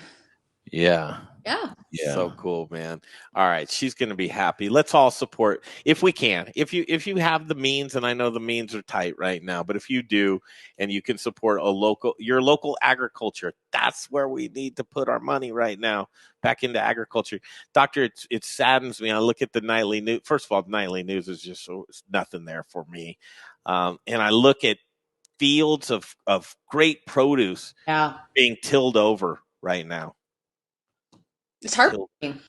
These are your people, and to see them suffering and to see all that amazing, food going to waste, that's hard. Should we feel guilty that I want to dance with you right now? No, that's the balance. We feel sad. We have a moan of sad, and then I want to dance. Jay, you better dance, baby. Come on. It's where we thank people. Who do you want to thank this week, Jay? I'd like to thank Chef Pearson Shields and For that food last night? for the food for dinner last night, and Rich O'Brien for bringing us the food from Chef Pearson Shields. So delicious. Those are my thanks. Support local. How do we put that plea out, Jay? Plea to people. I mean, I think by what we're doing, I hope. I mean, that's part of the plan. Dr. Sara Metz, she takes the time for us every single day. That's a blessing, right, Jay? Yes, it is. You guys make me Code 4 Counseling. Look her up. She's putting good stuff out there right now. Larry Herz, thank you for joining us. Ryan Negley, can't wait to be at Molly's every Thursday. That's going to be a good time. Chef Hannah Johnson and Chef Sean Beattie, fantastic. Paul Reilly, boy, if you didn't see that interview, Paul Reilly. And what? Go back and do the rewind. Beast and Bottle Coperta, Pizzeria Coperta. Everybody out there that's been tuning in, 2 to 4 p.m. We love you so much. What's on tap Monday, Jay? Anything? I want to say I don't have my computer. There's a few things working. Mike Brenner from Zepp's Epic Sandwiches has started a fundraiser that helps feed the firemen and the policeman for free. Ooh, What do you think of that? very cool. I love it. That's on Monday. Combining my worlds. Oh, Monday, Chef Dana Rodriguez, Super Mega BN. Oh, my God. Is supposed to be on. That's big. That is big. She's Well, amazing. I mean, she said yes, but with the Maybe the she's mood on I'm in, it's like I'll today's you know show. believe it when I see it. And if she is on, we won't be able to hear her anyway. and if we're able to hear her, we wouldn't be able to see her. So Tell us a story, Jay, that's where it is. as we leave. Okay. Man, a story while Yeah, we give us a leave, bartending man. story. Oh man, Huh? Something Something that gets you back to feeling good, like kicking somebody out of a bar, Jay. I'll tell you this one. So there was this is downtown, the year of our Lord 2010, Okay, I'm and getting there. a young gentleman 10 years ago. was in the bar, and it was closing time, and he was playing. Are the lights on? Lights are on. Okay. Yeah, Time to go. Everybody knows. It's 1:20. You know, so last call was already done, and well, no, I'm sorry, not 1:20. It was 1:40. Last call was done at 1:30. 20 minutes till technically 2:00. And this guy was playing a touch machine. You know, one of the at the corner of the bar, he was playing our little touch box, right? And he was playing the poker game in there where I don't know if you've seen it, if you know what the machine I'm talking about, you know what I'm talking about. And so, excuse me, sir. All right, man, let's go. Let's get out of here. You know, excuse me, sir, may have been a lie. You know, it was more like, all right, dude, let's go.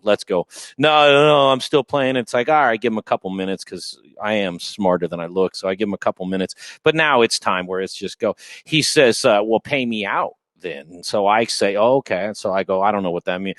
I check with the bartender. Does this guy have a tab? He's saying pay him out. Is he paid out? They're like, yeah, not. he's closed.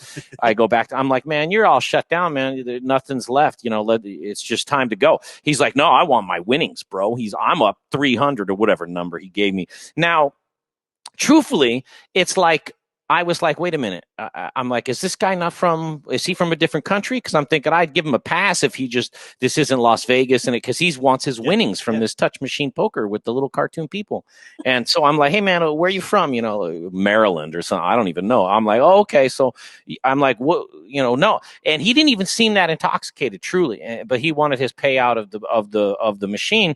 And I'm like, well, it doesn't work like that. You know, this isn't a slot machine. This isn't Las Vegas. Like, you don't get paid out. Did you drag him out by his hair? No, the door guys did. Oh, they did. But it got to that point to where I explained to him. I mean, I'm not a lunatic, so I explained to him like, listen, man, you don't get paid out for video poker. Yeah, I mean, you know, if you were in Las Vegas, if you're gambling, but this is clearly not the world that we are right now. And he wouldn't have it. And I don't know if it was a real thing. If I was on camera, there it is. So we dragged him out. Tiny throat punch. I drug him out. The door guys may have dragged him out. You see, I know. Okay, thinking of old issues of violence. I mean, that wasn't violent for me. I mean, I could tell you another story of me choking a guy or, you know, something like that. That happened, you know. I mean, how about the time, and last story, Jay, the time when you went up to tell people that was last call, time to go and end your pool game, right? Mm-hmm. Take it from there. End your pool game? Yeah, you got the people are playing pool. Yeah. Sticks are out. It's time to wrap it up, and they just.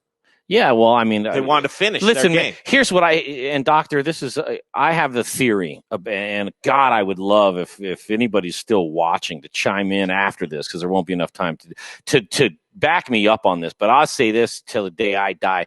If you go into any bar, restaurant, establishment on planet Earth that has a pool table, you will find the biggest douchebag in that place playing pool on that table or near it, and I don't know what it is. I love pool, and I know there's a lot of normal people that play pool. It's the first time they get to hold a big stick. I mean, I don't know what it is, man. I don't know what it is. So I go up there, this particular thing, and that, hey, it's time to go. Yeah. We just one more shot, one more thing, and it's like, okay, you give them a couple minutes, come back up. It's time to go. It's time. No, man, just one more thing.